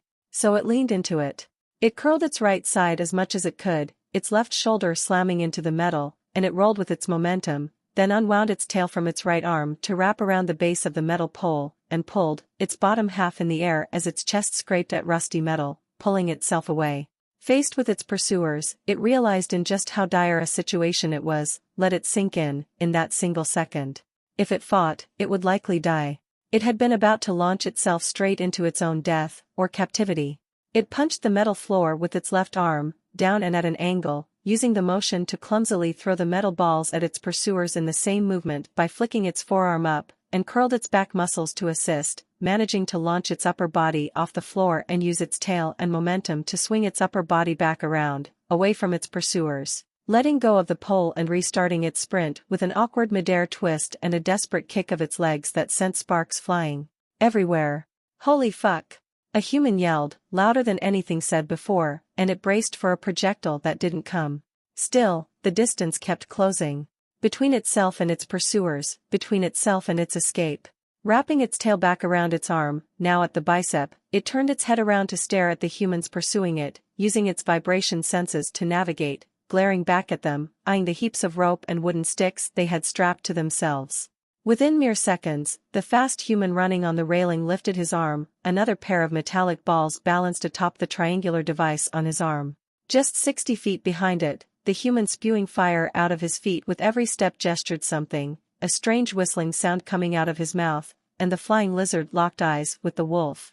Then a small spurt of liquid fire was launched into its path, and it had to swerve awkwardly to the side, a harsh, sluggish movement, considering its single arm, almost doubling over, its pace interrupted. Then, above where it was dodging, another spurt of liquid fire. It couldn't move out of the way. The only way to dodge was to stop. It grit its jaws, and pushed forwards, moving its head back around to stare at the humans. It felt the liquid land on its back, feeling it slowly begin to burn through its fur, smelling it with every harsh pant. That was fine. It had enough fur to not feel anything yet. The vibrations fed it information, feeling the clicks and twists of the machinery on the human's forms. It couldn't dodge well with one arm. Air gathered in its lungs, and it felt its world shrink, struggling to charge up a sonic blast, and provide its body with oxygen. Its lungs felt like they were being crushed beneath 1,000 tons of steel. It slowed, seeing black dots starting to pepper its vision. It hurt so much worse than feeling fire lick at its skin. The humans standing around had caught onto the chaos. There were none in range it could grab and use as a shield, all clearing the path for them. If it continued dodging, they'd just catch up sooner. It had no other option. Now, the fast human barked from atop the railing, and 3 thunks sounded, so simultaneously they combined into a single sharp crack. It turned its wrist, hooking its claws the opposite direction of where it was trying to run to, and curled its waist as it swung its lower body around. Something in its wrist popped painfully as its full weight was halted, and it jerked its head low, almost against its chest. Blurs of whirling metal and rope filled its vision. It pushed the air, the sound, out, more forcefully than it ever had before, charged with enough mana to tear its throat apart. A translucent, blood-speckled ball of air came out of its throat, a visible distortion in the space around it, traveling for just a mere foot. Then the ball hit the metal and exploded, and the world turned into a spinning blur of colors and the shrieking of its protesting eardrums. Its sight and body jerked violently as a dull-feeling impact cut its momentum, then the world spun even faster, in another direction. Then it hit the ground, 100 little impacts peppering its bruised ribs, its flailing elbow, its shoulder and hind legs as it rolled across cold steel. Momentum bled off quick, and it landed snout first into the ground, sliding on its numb arm for a foot or two. It lay there for a length of time that felt negligible but still far too long, trying to remember where it was and what it was doing, why its entire body felt like it had been shoved between moving gears, the world swaying under its snout, just ever so slightly. Pain didn't register, adrenaline too thick in its blood to even feel a pinprick, nothing more than mild discomfort where some things had taken an impact they shouldn't have. A furious cry cut through the shrieking in its ears, and its vision sharpened, its head snapping to the left as the thrums of adrenaline picked up again. It didn't see anything but a wall of rapidly approaching fire. Its left hand gripped onto the floor, and with a buck of its right shoulder and a frantic kick of its legs, it threw itself aside, quickly glancing at the open area it had found itself in, at the dozens of humans staring at it or running away. The searing heat that rushed past its body almost made it feel like it was being boiled alive by mere proximity, then it just suddenly vanished with a weak puff, the blinding light coming out from somewhere behind it dying out like a momentary spark. 7 blurry, wispy forms dropped down from above, surrounding it in a 30-foot wide loose formation, while 3 similar ones seemed to slink through the distant and retreating crowd. It awkwardly hopped with its working arm, blinking dust and tears out of its eyes as it reoriented itself, staring at the floor, the way the world kept swaying back and forth making it feel like it was about to puke. The lifts were directly behind it, their pulleys and spinning gears groaning in effort. One of them was stationary, full of humans curiously peeking through the windows at the chaos outside. Before, it was running along a railing, on the edge of one of the human platforms. Its vibrations crawled through steel, and felt a familiar section, utterly destroyed. A wall heater lay crumpled inwards as if punched by a giant's fist, the railing torn clean off the iron deck and hanging over the smoggy abyss below in a twisted, bent mess. Two unmoving humans lay on the ground, one missing half his head and the other cradled within a bent metal bench, his spine snapped in two. Wasn't it there just a moment ago? Had it launched itself almost 80 feet? It closed its mouth to swallow a giant glob of blood leaking out of its throat, finding it futile as more came to replace it, and thus focused on its body. Its ribs were frayed beyond belief, and it could feel its wrist joint being completely loose and disconnected, which made it quickly realize why its movements were so awkward, why its wrist refused to listen. It focused back on itself, the humans at the edge of its vision still not moving. Then it noticed that none of them had any vibrations. Nothing. No weight, no mass, no body. Except for one person. It lifted its eyes from the floor, moving them up along the shady figures at the edge of its eyesight, and glared at one of them in confusion. The moment its eyes focused, it felt its title activate, witness of divinity like a switch being flipped inside its head. It was looking at an illusion. It wasn't sure how it knew, but it could just tell. It was in the way it moved, stood, the air it didn't breathe, the very space it occupied. The way its form was just not right, but not in a way it could possibly explain or understand. The human crumpled like a statue made of dust, vanishing into nothing in the blink of an eye, and the other illusions paused in their circular prowls. It hopped around, towards the only human with vibrations, then let its chest hit the floor, and shoved its hand in its own mouth, clamping down on it with blunted teeth. With a forceful jerk, push, and a meaty pop that reverberated through its bones, it shoved its wrist back into position, the abused joint holding. For now. The human locked eyes with it, the furry ears atop his head peeled back in aggression, the slits of his pupils locked onto its form. The hazy blur that covered him puffed out of existence, turning his form, sharper, more defined, more detailed, a mess of belts and machines and latches covered by a flapping covering. His left arm was nothing but metal and wires from the shoulder and down. It was unnerving. It just felt wrong. His green eyes glared into the wolf's from behind a black scarf that hid everything up to his nose, and he raised his right hand to the left side of his waist, his left hand grasping onto his fluttering back covering from his right shoulder. The illusions all disappeared, and then in a motion almost too fast for its eyes to follow, the human's form burst into action, throwing his covering at the wolf, then lunging forward, drawing his weapon, a ridiculously thin and sharp piece of steel. He swung upwards in a diagonal arc, the sharp tip almost touching his left foot, then moving in a diagonal, upwards angle to his right. Exactly where the inside of its elbow would be, it imagined. Despite feeling the attack, it simply did not have the speed nor the limbs to properly dodge and keep its balance. Its arm jerked back as it tilted its torso sideways, drawing the arm behind its waist. The human's covering split in two, the green gleaming edge of his weapon flashing through it and through where its arm was a millisecond ago, his body angled to dash through the tight gap between the wolf's chest and the floor. Its right eye only caught the blur of his left fist, crackling with lightning and gleaming with steel, before it slammed into its face.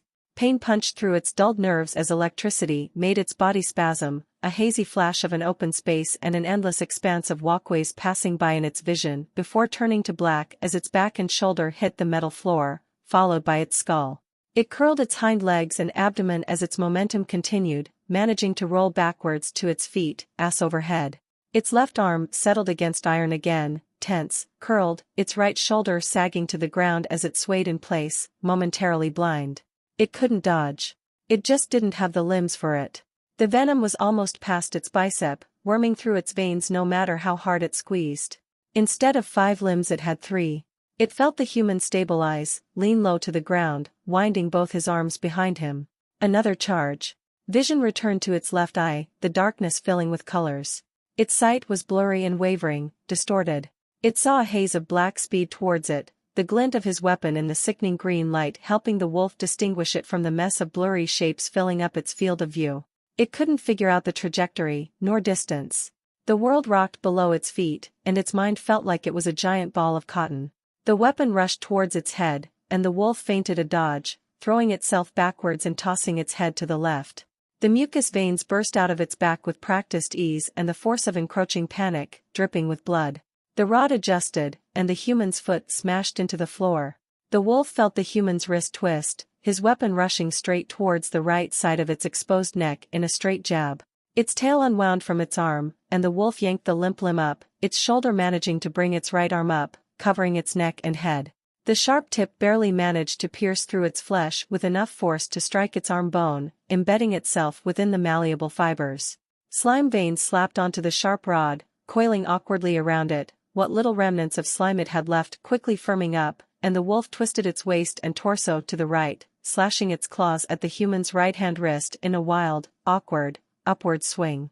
Its tail simultaneously whipped to the human's left arm as he punched forward, and wrenched it to the side, just enough to make it narrowly miss its ribs instead of smashing into them, the electricity making its hair stand on end. Its claws cut through the outside of his wrist in the upward swing, going halfway through it, cutting apart joint and tendons.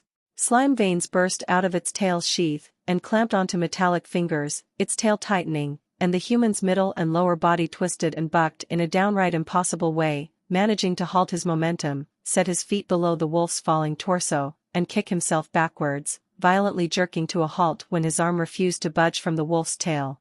Its chest hit the ground, and it pulled with its tail, intending to reel the human in and bite his head off. Instead of the human being thrown towards it, however, the metal arm clicked and spun with a burst of steam where it connected to the human's shoulder, plates shifting, then it simply popped off. The human wasted no time in dashing back and away, having stalled long enough for a small, scattered group of his packmates to come. It all felt so purposeful. It felt like it was playing into their hands. Run, fight, run, until it couldn't even move, and they'd grab it. Was that their plan? It was a good one. It turned, feeling, blood rush, fade, its body feeling like a mangled pile of rocks, yet it pushed itself up, hopping on one arm to reorientate its body, panting, spit and blood crusting into its fur, dripping out of its mouth, running down its snout and neck and splattering to the iron below. The human's metal arm dropped to the ground with a metallic clang as its eye struggled to focus on the human's. The scent of burnt everything filled its nostrils as it judged distance with its antennae, a mere 50 feet between itself and freedom. It was so close, but felt so far. The humans barked something at each other, spreading out in a loose circle to better surround it, and it tried to move its right shoulder, only to realize that it had already stopped responding, the blood carrying the venom through its veins with every frantic heartbeat. It needed its tail to fight, to run properly. And it needed to buy time it simply did not have. It felt wrong to do, but it had no other option. It only had a few seconds before it would be too late, the poison in its arm moving into its chest. It wrenched its head to the right, as far as it could stretch, and clamped its jaws around its upper arm, as close to its armpit as it could get, pressing down until its jaw muscles began burning in exertion. It tensed its neck, its one eye examining the sprinting humans rushing into the open area from every which direction. All its slime veins retreated into their sheaths. It hesitated, its resolve cracking, doubts creeping through the gaps. Would it really be so bad, to just let the humans capture it? They hadn't done anything to it beyond prodding it about when it was in the cage. They'd even tried to feed it. That was, for the most part, what it had been after, until now. Simple self-preservation. It would be safe, it would be fed. In a cage. For how long, it didn't know. Maybe the humans would keep it in a cage until it died, or maybe they'd force it to walk beside them like it had seen its distant kin do many times, a leash and collar around its neck so they could pull it around. What felt like ages ago but was most likely a mere month or two, it would have fought to the death just to get those things. To satisfy its base needs. What more could it want, back then? It wanted a lot more now. It wanted Emriel back. It wanted to be strong enough to not ever have to run away again. It wanted to hang off the tallest towers of the human nest and watch everything below be reduced to insignificance. It wanted to fight things strong enough to be a challenge, to get its ears roaring with adrenaline, to make that soul-deep savagery that nestled within its chains deep in its soul break free and indulge.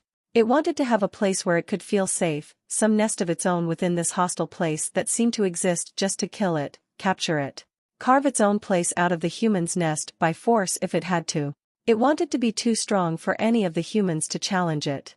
The idea of walking beside a human with a collar around its neck turned from a begrudging option to an infuriating image that made its fur spike even straighter across its back. Something in its very being protested against the idea, even without its own opinions interjecting. Like an instinct, but deeper. It refused to obey prey. The crack sealed, a chill of determination racing down its spine. The machinery to its left began groaning, the metal boxes resuming their endless back and forth journeys, inching away from the platform, sailing away with all its hopes of escape on their back. Another needle was launched at its side, and it twisted its head, the limp arm catching the needle at the elbow. Its teeth sharpened, its tail curled. Tracer watched with narrowed eyes as the beast bit down on its own arm, using its head to move the limb and block the hunter's needle. It was too precise, too accurate, too calculating. The control it had over its own movements, the combat instinct he had witnessed as Dice tried and somehow failed to subdue it, dodges that shouldn't have been possible for a seasoned adventurer, never mind a mindless beast. They were sublime. A shudder of excitement threatened to contort his spine, but he kept it ramrod straight, arm raised, ready to call the shot. Then the beast jerked its head, teeth cutting through its own flesh, and he went rigid with surprise. It snapped its jaws back onto its bleeding arm, biting out an entire chunk of its own bicep, before closing them again at where stray gore kept its arm hanging off its side, a frenzied blur of teeth and blood. And with a final yank, its arm detached with a spray of blood and was immediately tossed aside, its prehensile tail curling around its upper arm and squeezing with enough force that he saw the muscles be visibly compressed, the steady stream of blood slowing to a trickle. The remaining length of its tail clumsily pressed against the ground like a tentacled replacement of the limb it had just bitten off, and the beast crouched low to the ground, white teeth glinting in the green light as a yellow eye glared at him, at his raised arm, his confident posture. It knew how poison traveled through veins. It knew it had to staunch its own bleeding. It was a show of intelligence that made a grin try to tear through his stoic expression, his teeth clattering in that nervous, giddy feeling of discovery. Of weakness. Its golden eye bore into his skull like a drill. That hateful glare. Did it have his scent? Would it know him? Would it remember? Would it hunt him? He had left the jungles years ago, but they had never left him. He heard the buzzing insects burrowing into his ears every night he fell asleep. He heard the sound of snapping traps in an endless beat, until all that was left was himself in a jungle that fell silent wherever he treaded. And now here he was, despite his warnings to Dice. Scared. Staring at something he'd never seen before. Grateful that such monsters still existed in the world, to make him feel like prey again. His arm snapped down, his veins thrumming with barely restrained ecstasy. His voice came out as smoothly as it ever did. Fire. It didn't know if its throat could handle it. It knew that it had to. Sonic blast thundered through, a flash of white-hot agony that almost paralyzed it for a moment as it hurriedly threw itself between the dozen nets covering every inch of available space it could dodge into, and the lifts behind itself. This time, it was prepared for the power its own skill could exert. It didn't try to brace against it. It simply leaned away, allowed it to throw its body back like a pebble, slamming through a human's legs with a sickening crack as his knee snapped backwards, and bounced off the ground, its guts clenching in discomfort from the impact. Its right shoulder slammed into the booth that sat beside the machines moving the lifts, now vacated, denting the metal inwards, and its left hand reached above, claws hooking into the open counter. It twisted its body, kicking off the ground, and threw itself through the glass into the booth right as another volley of nets, weighted rocks and ropes slammed into the structure, the cheap metal shed crumpling like a tin can all around it, sending a flurry of drawn paper and ink to fly over its head as it struggled to catch itself. It cut through the door's lock with a swipe of its claws, shouldering through, and dashed forwards, straight to the elongated box that had just detached from the platform, packed to the brim with humans, seeing them squirm through the windows. It just had to jump on it and it would be free. It could make it. It could make it. Then a line of liquid fire dashed a swift trail across the gap, a short feeble thing, the damned lizard flapping above as it tried to cut off its path. It charged forward, intending to go through it, when it felt a roar of mana surge into the flame, another spike of caution from danger sense, making it hastily grind to a halt, sparks flying from where its claws cut through metal. The little line of flame roared to life, turning into a blazing wall, 6 feet tall, the sheer heat making it snap its eye shut instinctively, flinching. Fire! It jumped to the right, leaping over one of the benches humans used to sit, and dove shoulder first into the thin gap between it and another, two amongst a long row, using the wide backs and seats as cover. A deafening clatter of snapping metal rods and breaking screws filled its ears while it ducked as low as it could, feeling at least a dozen projectiles miss or break against metal, the flimsy benches folding like paper under the barrage, before a tide of nets was tossed on top of its hiding spot, the weights on the ends clinking against steel. It swiped through the double layer of rope above it, cutting through, and then lifted its arm and tail to grab onto the backside of the crumpled benches to either side, kicking its feet against the ground to launch itself forward. Straight through the flames. It was over in a split second of suffocating heat, and its eye snapped open to the sight of an open sheer drop, split apart by a million cables forming hazy lines through the smog. The box it was chasing after was idly cruising away, its chances of freedom going with it, riding on a lightly swaying pair of steel wires. It turned its head to look to the right, where two other boxes were slowly inching towards the wolf's platform, and then swiftly turned left when its ears picked up on a struggling growl. The fire human from before, one of his arms swaying limply by his side now, wrenched his fist towards himself, the fire wall collapsing behind the wolf, and exposing it to its pursuers. Stuck between its captors and certain death, it did the only thing that came to mind. It turned around, ducking behind a few trash cans and a crystal pole to buy a second more, spun on its single, clawed hand, and charged. The edge rushed forwards to meet it, the world spreading wide with every stride, a million lights and lines and outlines filling its eye. One mistake and it was dead. But it was getting used to that mental pressure by now. The final stride came much too soon, but hesitation didn't rear its head. In a moment too fast to be registered, it felt something in its mind click into place, a tiny fragment of a moment where its thoughts were absolute, its body and mind a perfect union. Thought and action turned into a single concept. Its tail curled over the lip of the platform from around its shoulder, its left-hand claws doing the same. It pulled, curled its legs to its stomach, and slammed them down on the very edge, the moment its chest crested the floor, then extended both arm and tail into the air in an instinctual pouncing motion. For a moment, it was flying. Its mind sharpened, concussions or dizziness or adrenaline or fear all forgotten, adrenaline and wonder squeezing the world in a death grip. Unbound by neither humans, nor its own weakness, nor gravity itself, it felt, for a single, long second, what true freedom was like. Its eye flicked down to the winding abyss of wires and towers, of distant megafactories turned to little dots of sparking lightning, of a canvas with a million different lights peppered through its depths, and the image seared itself into its mind. Then the moment was broken as the box full of humans it was aiming for rushed forward, the haze lifting, panic and mind-choking adrenaline carving through before it could even blink. The sideways rectangle did not provide much space for landing, but it didn't have a choice. Its decision was made already.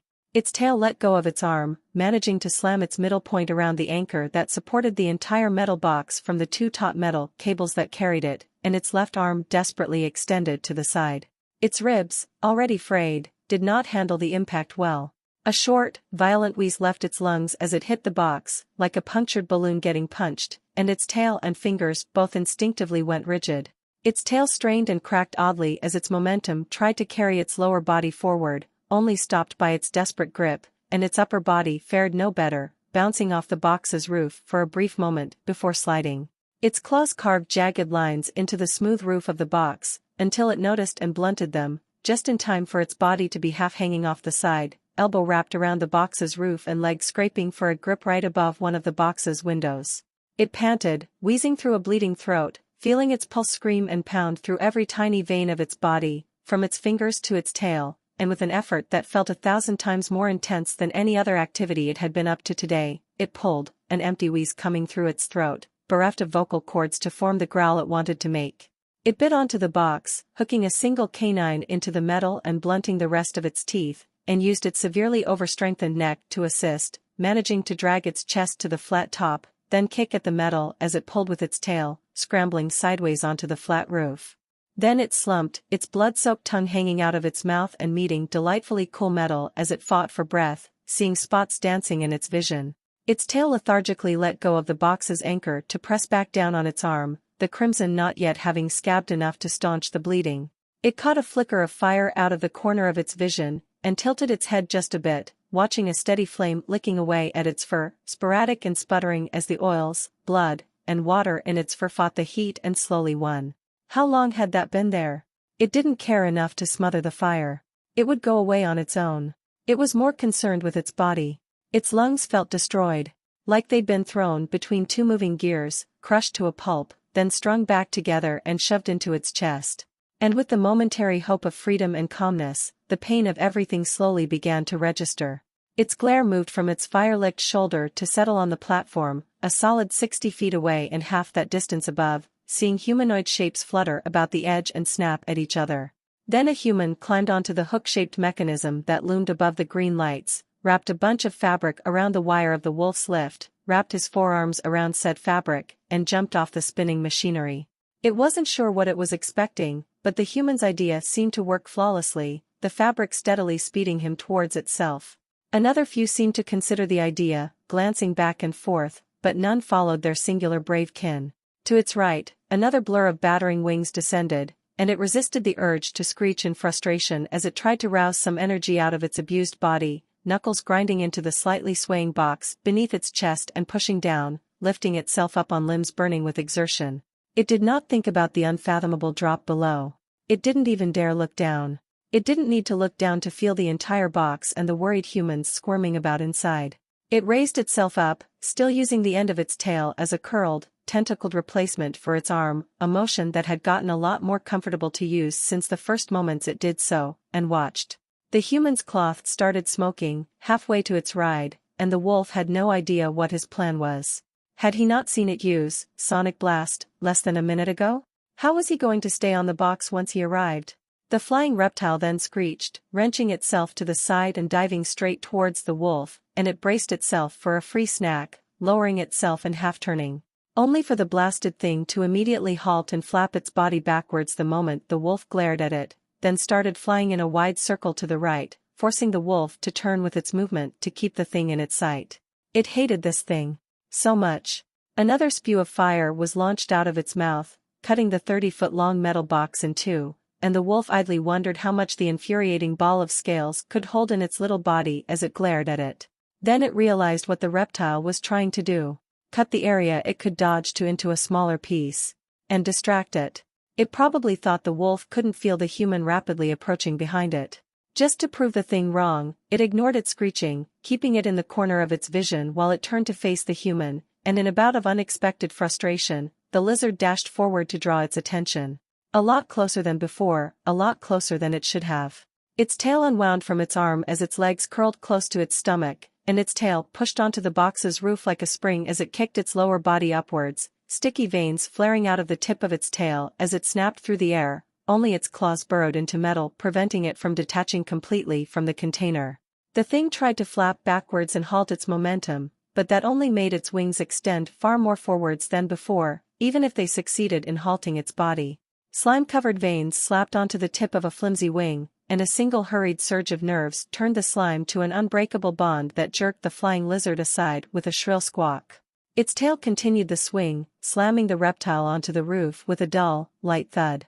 It swung its tail to the right, slamming the lizard into the rooftop with well-deserved vitriol, and just for good measure, it leapt a short distance forwards, jumped up a little, and slammed its knuckles into the thing's chest with all its weight behind it, feeling tiny bones and organs crunch and squish beneath its fur. Just like that, the infuriating nuisance was dead. Its tail curled the veins back into their place, and the majority of its length settled around its stump again. The human was coming close startlingly fast, his speed continuing to ramp despite the now flaming piece of cloth keeping him away from a deadly drop. It still had time to quickly bite off the twitching reptile's head, then its middle and wings, then its lower portion, finishing its meal in 3 hurried, choking gulps, barely using its teeth to tenderize anything, wincing and grimacing through the burning agony of its torn throat to hurry its prey along. The fiery human's roar of rage and mourning was the most satisfying sound it had ever heard. Was the lizard his companion? Good. He deserved to feel what the wolf had felt, 1,000 times over, purely out of frustrated spite. The moment that weight settled into its stomach and swiftly disappeared, it focused back on the human sliding down the cables. He had slowed down, significantly. And then he seemed to bring himself to a stop, gaze nailed to the platform, legs wrapped around one of the cables, ignoring the wolf completely. Its eye flicked to a sudden flare of fire from where his gaze was directed, its attention stolen much like the human's. The fiery human was attacking his kin for some reason. Before he spun, clumsily, a blinding mote of light clutched in his broken arm's hand, like a crushed, compressed mass of light crystals, roiling with fire. Their gazes locked, hateful and blooded both, and the human's shaking arm jerked up, aimed straight at the wolf. It felt its instinct squirm and squeal in alarm. And then the little mass of light flashed forward, soundlessly, like the release of a spring. Another moment of clarity, of urgency. The certainty of incoming death snapped around its body and mind like 1,000 miles of chain, crushing them into a singular entity, bereft of worldly concerns, a mass of decision and action and reaction, emotionless and perfect. Devourer's roaring hunger and rage felt like the snapping of a chain link, the scream and grind of bending, tearing metal as it fought against the wolf's very being to rush out and consume without end, to tear and bite and gnash until the end of time. This was the opposite. It was controlled, and it was perfectly biological. It felt like the flip of a switch in its mind, the crackle of a spark, but there was no disconnection it could feel. No presence or externality to it. For all but a tiny fragment of a second, it felt like a machine geared towards survival. The basest of instinct. The sonic blast that left its throat was pitifully weak. There was no build-up, no time to sluggishly command mana to flood its bruised, abused lungs. It was little more than a pop of a bark, but within every flaying string of wind and sound, etched into the absolute forefront of its mind, was an iron command. Hold. And it did. A barely visible ball of roiling air left its snout, flashing forward in the blink of an eye, and met the ball of flame. Before it could process the shock of seeing, sonic blast, not explode in its face, its vision flashed orange, the ball of light unveiling into a flood of pure flame and pressure. The box underneath it bucked, a split moment before the invisible aftershock of the explosion rammed into its body like a wall of iron, and an empty sharp wheeze left its throat in place of the yelp it tried to let out. Its body tried to fly backwards, only saved from certain death by its nails being awkwardly embedded into the metal. Its forearm spiked with pain as its muscles clenched with the strength that could only be born from deathly desperation, and the devastating shock of its weight being halted by nothing but its claws traveled down its arm, fraying bones stretching and muscle fibers snapping like strings. The groan of creaking metal was followed by the snap of a steel bolt, and the pop of its shoulder dislocating for the umpteenth time came a moment before its body fell lax, and begun to slide across the harshly swaying roof, the stump of its right arm uselessly flailing for a grip from sheer habit. Out of the corner of its eye, right between its legs, it saw the screaming form of the human that was clinging to the cable, falling, flailing as the blurry smog swallowed him. The box tilted 45 degrees, slowing its momentum for a moment, allowing its legs to scrape at metal, nails giving it some much-needed sense of safety. Then the container violently swayed to the opposite side, the screaming of panicked humans below just barely penetrating the low whine in its ears as it twisted, two canines digging into metal, only barely managing to stop its body from flipping legs overhead by the harsh motion. A steady but choking flare of mana came from within the box, and suddenly, the swaying lessened, slowed. Bubbling, bloody froth fell from its mouth and slid down the roof's box as it panted, eye wide and all limbs taut with tension, its tail firmly wrapped around the creaking anchor of the box, now only attached to a single cable. It heard more than saw the fire rapidly approaching, and for a moment, it just wanted to give up. The box was moving at a snail's pace. It was hanging over an endless chasm. Its limbs were mangled or broken, only two exhausted legs working right. It was bleeding from so many places it couldn't even start to pay attention to each cut and stab. Its lungs didn't contract as much as they desperately jerked and convulsed for breath, something just not clicking right. Its nose and mouth were flooded with the scent of gamey iron. Everything hurt. Its left eye flicked to the strafing form of the fiery human, flying on two heels spewing fire with a deafening, constant thrum, tinged more blue than orange. A half-crescent turn, at the box's height. Then the human used his unbroken arm to correct his course, leaning forward, charging at the wolf's limp form. Dark spots danced in its vision. Still, it took a moment of exhausted trepidation to note that fire was still so beautiful, when it could see more than 2.5 shades of it. The human's upper body leaned back, a furious snarl on his face as his fist wound back, wreathed in orange-blue flame, a mere dozen feet from the wolf. His heels sputtered, momentum carrying him forward. Maddened frenzy grabbed a hold of every notion of defeat, exhaustion, passivity, acceptance of its fate, and tore them to shreds the instant it activated. Savage glee filled him, the beast so close, so defeated. Every last ounce of mana he had fed into combustion punch, a skill that Atreus had rarely used before. He never had to. His team was there. His Thrackling, Mello was there. Now they were nothing but corpses. Fuck the job. Fuck his own life. He wanted blood. Despair roiled with frenzied fury, shredding his mind like a tornado made of glass shards, scraping his thoughts away, leaving nothing but raw emotion and impulse behind. He turned off his flight, poured what scraps of his mana were left into his fist, and prepared himself for impact, preparing to carry his momentum forward and turn the beast into smoking chunks of meat, himself likely with it. A single yellow eye tiredly glared at him, the beast still panting as it lay on its chest, and his feet slammed into the lift's roof, his knees buckling and launching him forward as his quads protested. The eye flashed a searing, blinding red, pupil and sclera melding into an orb of light. A black blur of motion and sparks filled his sight, his fists slamming forward and down. The limb tumbled, flew away from him, spewing blood from a mangled stump. His chest smashed into something, his ribs snapping like dried twigs as his momentum was brought to a sudden halt, and his head jerked down from the sudden motion, a slave to momentum, catching a glimpse of a mass of fur and blood burrowed into his chest. An impact made him spin, something in his neck straining and breaking, the world a blur for a single long moment. Then his vision was filled with the sharp, chilling sight of a snout that led to a baleful red star, glaring at him with pure madness, the sharp gleam of perfect teeth curling like sabers in his sight, spreading open, too wide to be physically possible, like the gleaming rib bones of a corpse spreading open to snap down on his soul, like a flycatcher. They snapped shut, a moment of darkness. He felt his jawbone be crushed flat, his eyes squeezed and pulped out of their sockets, his skull crack like an egg. What the fuck is happening? Someone screeched, right into his ear, and he growled wordlessly, feeling various pairs of hands struggle to keep him upright, the tight confines of the repurposed train segment making them all tumble into and onto each other. Blood ran down his nose, his mana drained dry to absolution, and he felt something crack inside him, a metaphysical thing more than a biological one. He choked on air, yet, a smile of relief spread on his face. He had slowed the swaying down, and hopefully, stopped their lift from turning into paste a few thousand feet below. Their lift hadn't dropped into the abyss, but due to malfunction or luck, its speed had slowed to a crawl. They might live yet.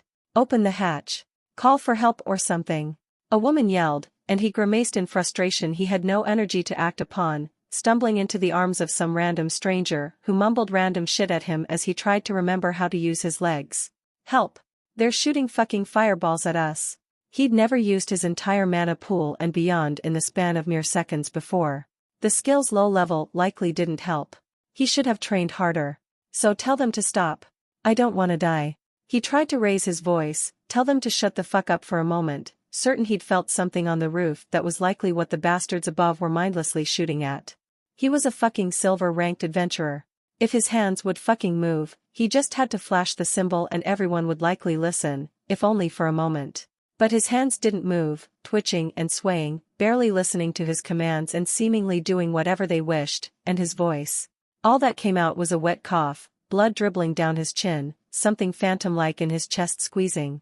Something's on the roof. They're trying to kill us with it. Give me a fucking sword. His vision slowly stabilized, and the muted thuds from before turned into deafening bangs, the roof denting inwards. The muted scrape of something scratching at the roof from before turned into the sporadic screech of metal. Something in the roof's wiring sparked, and the lights began flickering. The scared crowd panicked even harder than before, and the constant swaying of the half-broken lift didn't help. Some old woman screamed and leapt away from her spot, pointing a shaking hand at the window she left behind, the flickering lights only making it harder for him to focus on what he was looking at. It was blood. A steady stream of crimson, dripping down the window. Screams turned to roars, someone pushed someone, it all melded together. He could only struggle to breathe and focus on his eyes as some dude used him as a hug toy, panicking, likely not even realizing what he was doing. In between the flickers of light washing his thoughts away, he saw a gleaming sword be pulled. Someone grabbed it, barking orders. In the corner, a man was helped up by someone to open a hatch. His body raised, his arms went through. He wanted to tell him to sit the fuck down and wait for help. He couldn't. The light flicked off. It hadn't even been a second before the man's body violently jerked, his scream half cut short as his legs spasmed. The person holding his legs shouted, "Let go," stumbling back and over someone curled on the floor. The lights flicked on.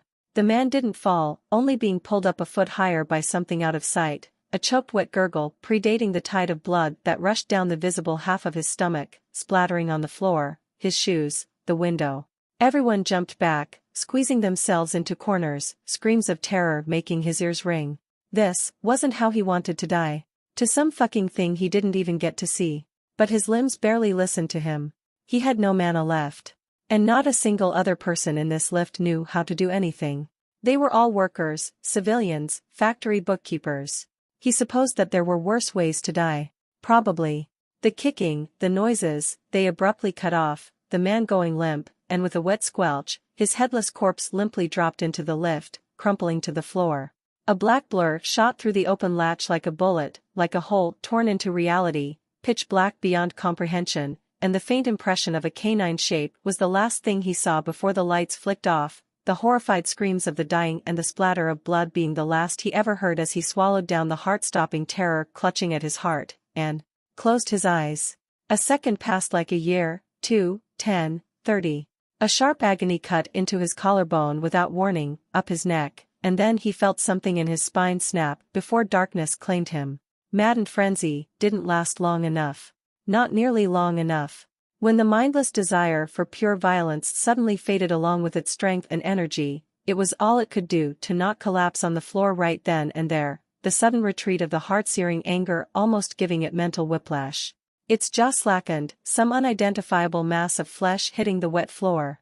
It tried to take a step, just to dislodge its fist from where it was buried into a human's chest, but the moment it tried to move, its limbs all crumpled like paper. So it simply sat there, panting, wheezing, rasping breaths through its abused throat, its entire body weak beyond comprehension and numb to the bone. With every gentle sway of the lift, a tide of blood washed around the mounds of corpses filling its sight, bits of gore being swept by the tide. The scent was glorious. If not for the scent of death, loose bowels and slight ammonia, it would be pure perfection. If only it could enjoy it by taking deep breaths, which was nigh impossible with its destroyed ribs and lungs. It just hurt too much. But it still wasn't out of trouble. It knew that. It had to focus. It could still feel 3 skulls in its back, crushed but still coherent enough to be forming bumps on its backside. It would probably be a good idea to get up and just collect more, or just scarf them down as fast as possible. There were at least 30 corpses in the silent lift. There was no chance it couldn't unlock the secrets of the human and even inhuman brain anatomy from eating all of them. But it just didn't have the energy to do so. It still had to get out of the mess that would no doubt expect it when it got to the lift's destination. And when it tried to move its limbs, it felt like it was made of lead, nailed to the floor, and suffering 10 times the gravity it usually did. Not so much as a twitch. The lift was dreadfully slow, but so peaceful. Silent. The screams had been so unfathomably loud and constant it could almost still hear them if its attention began to wane further than it already had, and after everything that had happened the past half hour, this was relaxing. The gentle swaying, the splashing sounds of the blood moving from side to side. It blinked once, staring at the silent metal box, the blood splatters covering the walls. 30 humans. It killed 30 humans. It couldn't understand it. It couldn't even believe that it had happened. Were these ones just so weak? Was the strength difference this vast between random groups of humans? They barely fought back. The most they'd done was an old man that had a mean punch, which had given it a very painful bruise on its arm, but that was it. It didn't have the energy to think about it. It just accepted it. A languid blink. Another. Then it was in, devourer, half passed out. It considered squeezing its adrenaline sac just to get up again, but there was nothing to squeeze. It was drained dry. It focused on manual change, superficial but fast fixes. It healed whatever it could. It drained the blood pooling in its lungs and repaired as many of the burst blood vessels as it could. It replaced torn muscles with new strands, and closed whatever wounds it had remaining with quick, but thin films of skin.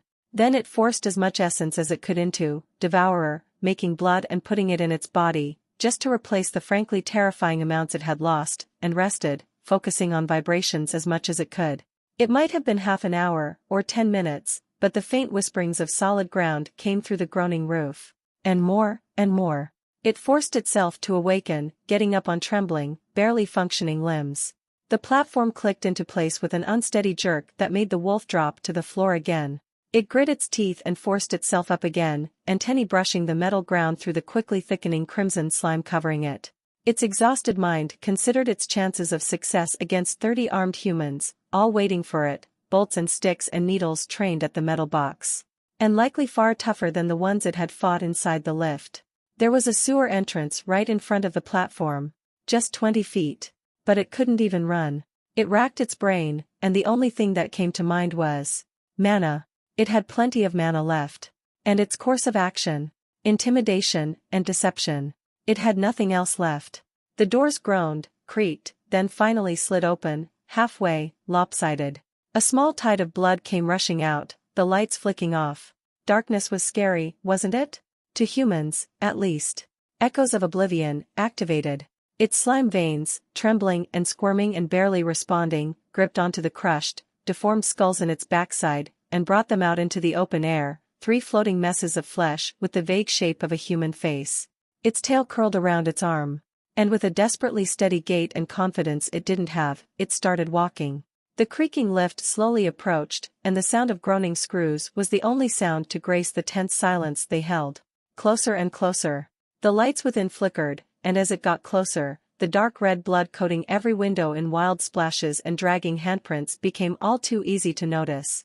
He felt like he was in some kind of fairy tale, doomed to watch the Reaper's boat cross the river of death as it neared. Marlene began shaking next to him, little twitches of her shoulder. He wanted to grab her, turn and run, job be damned. They were fucking gangsters. They weren't monster catchers. Still, they had a job to do, even if it was only barked to them through a comms tablet 30 goddamn minutes ago without any notice or warning. The lift creaked and croaked, slowly getting closer. There was no movement in the windows he could see. Just red. Dripping down the windows, from inside and outside. Shredded bits of organs and flesh were strewn about the whole roof, intestines loosely connected to a mangled chunk of bleeding flesh and exposed bone that might have once been a torso. The metal itself was gouged out like it had been turned into the scratching post of a dragon, and he could see the rough, jagged lines of metal crisscrossing all over it even from 50 feet away, the way they'd filled with blood that dripped with every sway. It felt like years before, with a bang of metal meeting metal, it docked into the silent station, and the doors creaked open. Blood poured out of the doors, like someone had poured buckets of it inside, a rush of crimson slime, revealing a formless mass of shredded clothes and flesh and gore strewn about on a dark iron floor when enough was drained out of the lift. Nothing moved for a shocked, horrified second. The miasma of death and blood that washed over them was so thick he could taste it. What the fuck? Marlene gagged out, her breath coming out in harsh pants, a hint of hysteria in her voice. What the fuck? She repeated, her voice growing garbled, her hands shaking on her crossbow. He wanted to tell her to calm down. He had to. He was the leader of this rushed hack job. But he felt the same. The icy chill of terror brushed against his spine, and his hands shook as he ground the butt of the crossbow into his shoulder with bruising force. A limb, an arm or leg, he couldn't tell, suddenly, languidly, stretched over what used to be a man, crumpled at the doors. His breath caught in his throat. It wasn't black. It was pure nothingness, an absolute void. Slowly, as if taking its time, as if taking a stroll, a canine shape made of pure black prowled out of the lift. On its back, 3 swaying tentacles, holding mangled, decapitated heads. Mockingly swaying back and forth like bells, like soundless chimes, barely recognizable as more than clumps of flesh. Its left arm moved low to the ground, its right a formless tentacle that curled and uncurled with each easy step. Demon, someone whispered, and he realized his hands were shaking so bad that he couldn't even find where the trigger was to shoot, to lead by example as he always did. He couldn't even shoot. He couldn't breathe. Marlene let out some strange choked sob, and he heard the clatter of her crossbow hitting the ground before her footsteps broke out into a sprint, fading away. Followed by another, and another. SS shoot. He choked out, a croak of terror, eyes wide as the beast, the demon, the monster, got closer. Nobody did. He wasn't even sure if anyone was next to him anymore. He couldn't see anything but the horrific abomination, the bloodied lift looming behind it, and 3 skulls, mockingly swaying back and forth, taunting him of his fate should he do as he himself commanded. The beast lazily hooked its claws around a sewer cap, just 30 feet away, and the void receded, just a little bit, to reveal a gleaming golden eye, glaring at him. He was going to die, he was going to die. The crossbow fell from his hands, and he turned around, stumbling over his own feet, scrambling away, and ran with all his might without looking back, fearing that if he did, all that he would see would be an empty void that would consume him. Catherine sighed, blinking sleepiness out of her eyes as she gulped down the tea cradled in her palms with far more speed than strictly necessary. The heat did nothing for her bandages nor the injury they were wrapped around, but she couldn't really care for such a little problem right now. Lady Anna let out an undignified groan as she shifted on the couch, her brown blonde hair haphazardly strewn about the pillows as if spread by an errant wind. "This wasn't the favor I was expecting you to ask when we gave you one," Lady Anna grumbled, eyes closed, going limp, even her voice laden with exhaustion. "I see. Was your expectation more or less troublesome?" she asked, despite feeling like calling Imhriel troublesome was a rather grave insult. "More. Just not for me," Lady Anna replied, before peeling her eyes open, half-lidded and tilting her head to give her a scrutinizing look. She calmly met it. "I believe it would not be excessive to inquire as to what your relationship with that woman is? Father's been fussing, I guess is the right word. We don't have the greatest information network, but wheedling out some concerning facts about our guest was alarmingly easy. And fast," Lady Anna said, her tone hardening in tune with her gaze with every passing sentence. She sighed again, forcing her eyes open. When had she closed them? "She is my old master," she murmured, and took another sip, her eyes on the floor. She wasn't sure if she should have admitted that, but she trusted Lady Anna. To some extent. "So why on Urgos did I spend 6 hours saving her life?" Lady Anna asked, tone light with something she couldn't quite place. It sounded quite close to the sarcastic sweetness of someone who was in fact, quite annoyed. She mentally blanked for a moment, wondering what Lady Anna even meant, before realizing and letting a long, tired sigh leave her lips. She's part of the family that used to own me. She's not the person who bought me. Or scarred me. She's the one who gave me my freedom," she explained, lifting her eyes, and noted with quiet relief how Lady Anna's glare softened to a curious, albeit cautious, look. "Oh. I apologize for my assumptions." "No need." Silence stretched for a few seconds. "What was her family name?"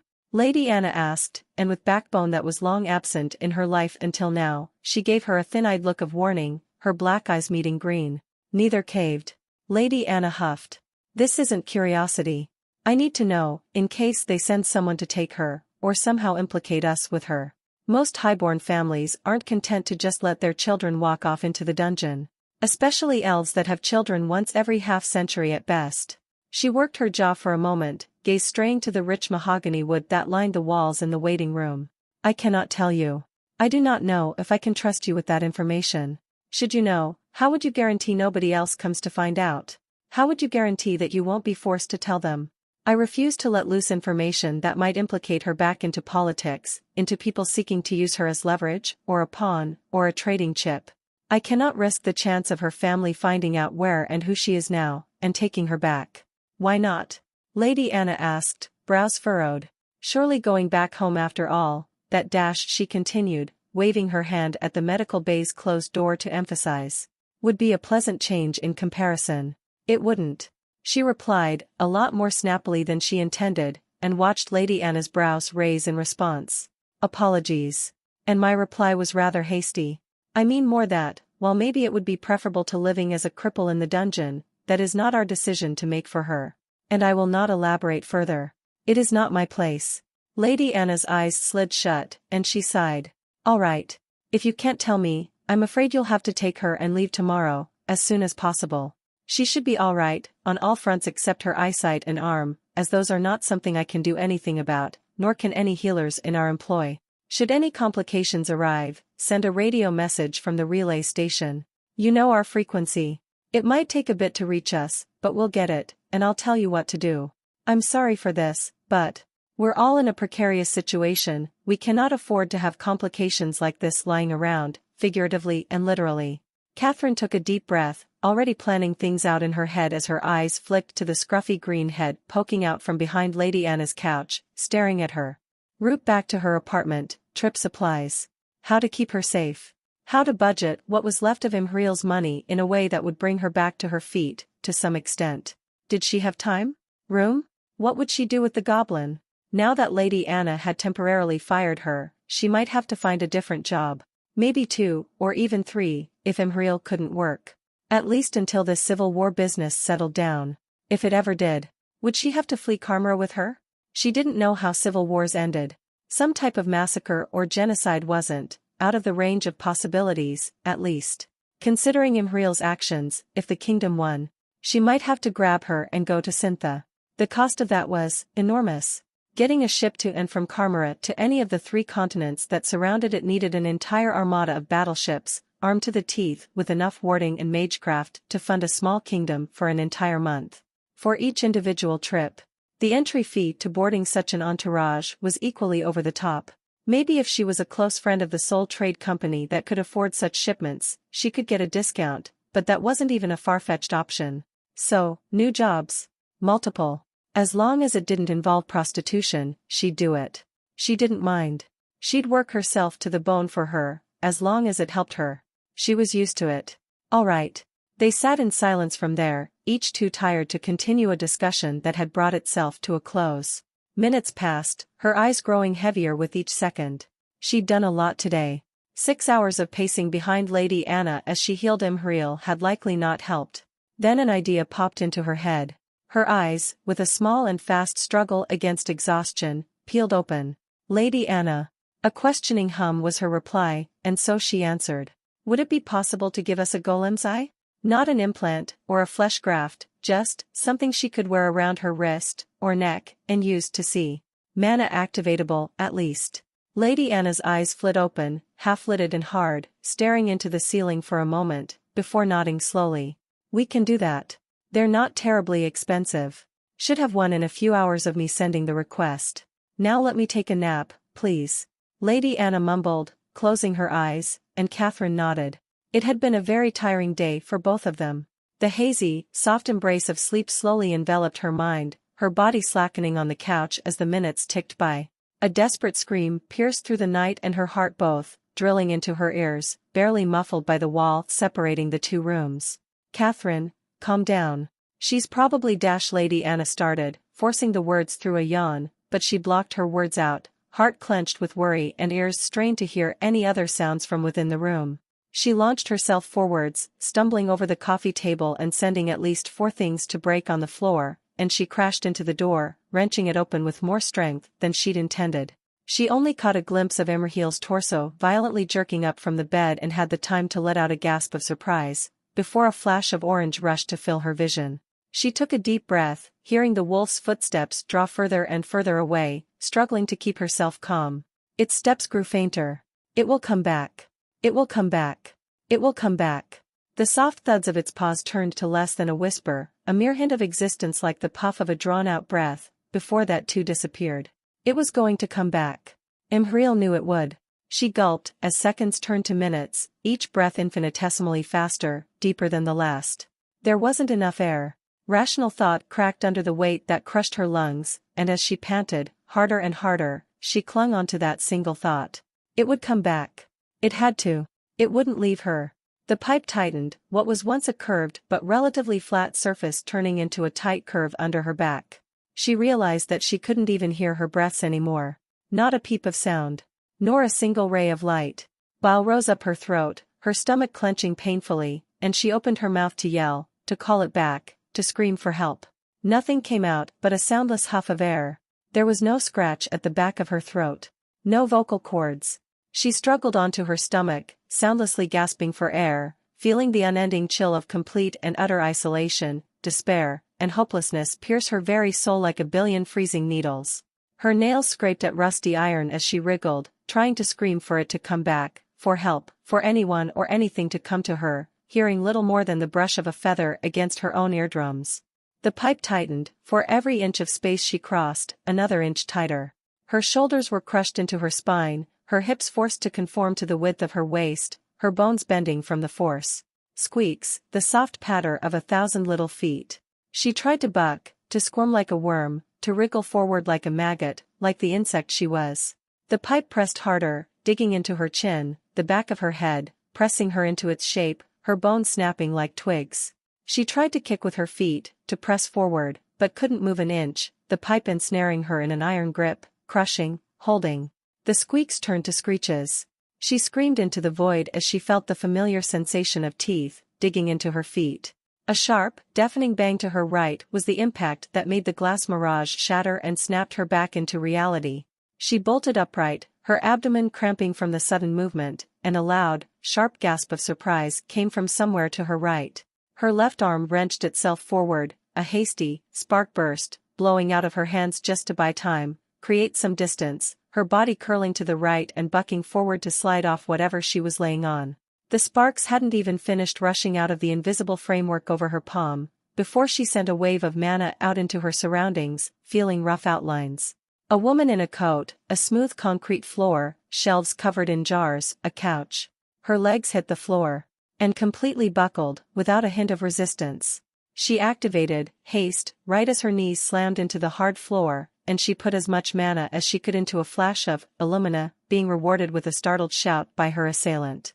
Were she more experienced, less disoriented, she might have come up with a better plan, a better maneuver that could throw her to her feet in an instant. As she tried to lean back and away towards her right, put her right leg against the ground, yet only managed to step on her own left ankle, tumbling back, barely managing to stay in a semi-upright position by clutching at the sheets from sheer reflex. She wrenched her arm forward, intending to throw the sheets forward, a movement born from panic rather than a plan, her lips pulling into a snarl. Stop! And she froze, her body turning to stone. She let go of the sheets, uncaring of the fact her body slid to the ground without the support, and sent another rush of mana into the room, focusing on the person hissing and rubbing at their eyes, holding a hand out in front of their head as if it would shield them from a spell, gingerly trying to step towards her. Her jaw slackened, her mind fuzzy and muddled as harsh pants rushed in and out of her throat. She was still dreaming, wasn't she? She did that a lot lately. She could remember most of them. Was she dying? Calm down, please. Catherine said, her voice so familiar, so steady, so real, and she grit her teeth, grabbing the edge of the bed, and feebly pushing herself to her feet, legs quivering, swaying in place, gulping in greedy lungfuls of air, making sure to keep her hand turned towards what she hoped was Catherine, sending a steady stream of mana to fill the room, to feel every inch. Memories slowly rushed back to her, of burning chemicals that melted her skin, of a spray of blood meeting her face. How did she get here? Was this her old home, outside the dungeon? There was so much wood and leather couches she had to be. Where else would she be? She couldn't see to confirm the sunlight, but there were windows. Was Catherine even real? Her dreams always felt real. Would she collapse into a pile of rats, squeaking and screeching as they rushed out of her limp clothes on the ground again? She steeled herself, wrenched her arm to the side, and punched herself in the mouth. It hurt. Imhriel, did you just okay? Please calm down. Please. Do you recognize my voice? It's me, Catherine. The woman rushed out, her tone just shy of pleading. Imhriel didn't have the space in her head to process words, focusing on the throbbing sensation in her cheek. It hurt, but just barely. Just barely enough to not be sure if it was true pain or phantom pain, like her brain telling her she was in pain in her dreams without making her feel it. Her breath sped up, thoughts racing as she stumbled away from the bed, away from what couldn't be Catherine. Her hand came up to fist into her hair, only to meet skin. She was bald? Was she a prisoner? She had killed 2 guards. They caught her, didn't they? Was this some weird form of interrogation? Illusions, psychics, she knew no punches were pulled in the pursuit of justice. She might be talking to a particularly good actor. Shapeshifter? It hurt too much to hope otherwise. Needing something to ground her, something to make it hurt, she turned to her left, and punched the wall, with far more speed than her body could handle, the haste, too potent for her frail body, and the sharp crack of something breaking in her hand was what made all the haziness of sleep and ambiguousness of her conscience be washed away by pure, real pain. Oh! She breathed out, hollowly, pain resistance, much too high-leveled for her to feel anything more painful than a dull throb, and she spat out a hiss of a breath and tried to backpedal, her stump moving to cradle her broken hand with another that wasn't there anymore by sheer reflex. 2 steps back, she felt her knee buckle, collapsing backwards onto something metal that slid away, a million metal little things clattering to the floor, around her, on her, and she kicked with her feet, backing up to the wooden wall. She just one moment to think. That's what she needed. Imhriel, please. Please, calm down. You're safe. It's me, Catherine. You're in House Kerval's manor. We're on the top end of the 3rd floor. The year is 6832 after descent. The month is Huril, day 22. Catherine said, her voice deep and as close as one could get to calmness, just like she remembered, getting closer one tiny step at a time, like she was approaching some rabid animal, and she sounded so real. Who the fuck was Kervil?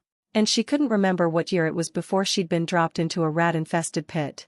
None of what she said held any meaning, any proof. Some part of her whispered to her that she was being needlessly paranoid. Another grumbled that she wasn't paranoid enough. Be bottom right, on your back. She gasped out, scraping her heels against the ground to flatten herself against the wall even further, her muscles coiling. She considered the window to her right, how likely she was to die if she jumped through. How likely it was that she would jump through the window into another empty room, the skittering of a giant spider in an empty ruin being the only companion to her gasps. Who she hoped was Catherine, paused. Above the back of your hip. What is there? She demanded, mana gathering into another, spark burst, more and more, every bit of the mana that had filled her to the brim of bursting, a little explosive held within her broken hand, ready to explode should she direct it. She felt Catherine's features contort into pure confusion for a heartbreaking moment, feeling the fragile roots of hope wither inside her, dread pulling at her gut. Then Kat's expression slackened with realization, her right arm dropping limp by her side. An L-shaped scar. Small one. I stumbled when tending to the rose garden, the thorns peeled my shirt up, and a particularly big one buried itself in there to the hilt. You stitched it together 3 days later, cussing me out for pretending to be tougher than I am and hiding it.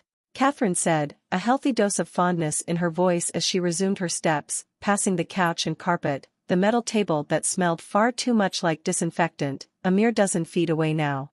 Something tight and warm roiled in her chest, pushing against the back of where her eyes used to be, anger, adrenaline and desperation washing away like water through a sieve. It hurt to hope. To hope that this wasn't another feverish lucid dream, to hope this wasn't some elaborate interrogation ploy.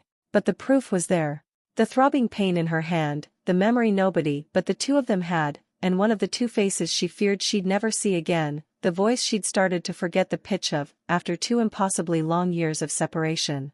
K-Cat? She croaked out, her voice warbly, her energy leaving her, and she felt her pants turn into shuddering gasps, tears soaking into the fabric wrapped around her eyes, her body going limp.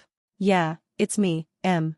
A little, hard of sight because of that spell you threw, but it's me. Can I come closer? She asked, tentatively, her features lightly pinching in concern as her steps slowed and stopped, lifting the hand rubbing at her eyes to give her an earnest look she couldn't possibly know that Imhriel could see. She felt something in her chest crack open like an egg, something warm like joy and liquid honey enveloping her clenching heart. Instead of answering her, she pushed off the wall with her forearm, forcing her legs to curl beneath her torso and push her off the ground, forwards for just 2 rushed footsteps before her legs gave out and sent her tumbling forward. Catherine darted forward with speed she didn't expect from her, and she crashed into Catherine's chest, her left arm loosely throwing itself over her right shoulder, her non-responsive, weak fingers tugging at her smoking coat, unable to form the fist she wished to make. K-Cat she started, wanting to speak, to say something that was intelligible, an apology, but all that came out was a choked sob. An arm snapped shut around her waist, the other coming up to the back of her head and pressing her head into her shoulder, and she flinched, violently, something instinctual she couldn't quite withhold. Catherine tried to pull away, but aborted the effort when Imhriel let out a garbled no, and tried to tighten her half-hug. She tried to speak again, a stuttered, shuddering sequence of letters coming out of her mouth before she choked on air, grinding her head into Catherine's coat, trembling from head to toe, sniffling and sobbing uncontrollably because she was here, she was alive and real. She'd almost fried her friend's eyes out by sheer reflex. She couldn't ask for forgiveness enough. She couldn't explain how much she missed her. Gods, you're so skinny. Catherine whispered, sounding horrified at the way she could fit 3 people of Imhriel's size into her arms, and she choked out a broken imitation of a laugh at the fact that that was what she'd first noticed was wrong with her, feeling Catherine's hold tighten a little in response, the only thing keeping her upright. Hey, you're okay. I've got you. You're fine. You're safe. Nobody's coming for you. Catherine whispered, barely audible over her own sniffling and choking, something oddly hard in her tone, nuzzling her head, a familiar motion that lacked the blood-soaked fur she was used to, a familiar notion that felt wrong without it, but felt much too comforting to care. Emotion crushed her heart, seared thoughts to nothing, demanded release lest it crush her sanity to bits. Warm joy, crushing guilt, cold despair, hopeful relief, empty loss. Emotion left her a wordless wailing mess, fingers scraping at a scorched coat as she babbled half words mixed with choking sobs, apologies without structure, limp, drowning in the scent of smoke, and Catherine, letting the comforting words that passed through one ear and went out the other lull her to unconsciousness before she'd even noticed it. A sharp twist within that phantom sensation of presence in her mind made her gasp awake again, hearing a familiar voice call to her, the thudding rhythm of boots hitting stone. She ignored it, frozen, feeling a distant pull, a direction, a faint brush against her mind with a direction. That direction was up. The mode of sensation moved, tiny space with steady strides, just far enough to where she couldn't feel what it was doing, but close enough to feel it. Faintly. It wasn't a dream. He's alive. She croaked out with a breathless sigh of relief, feeling like a 2-ton block of steel was lifted off her chest. Then she laughed, a weak, bright thing, and blasted mana into the room, feeling Catherine's wide eyes settle on her. "Catherine?" She croaked out, smiling, mildly delirious, ready to announce to her that her friend was alive and she had to go find him, ask her to come with her, but hesitated for a precious moment. A smile across a face tight with worry. A nod. This was real. Catherine was real.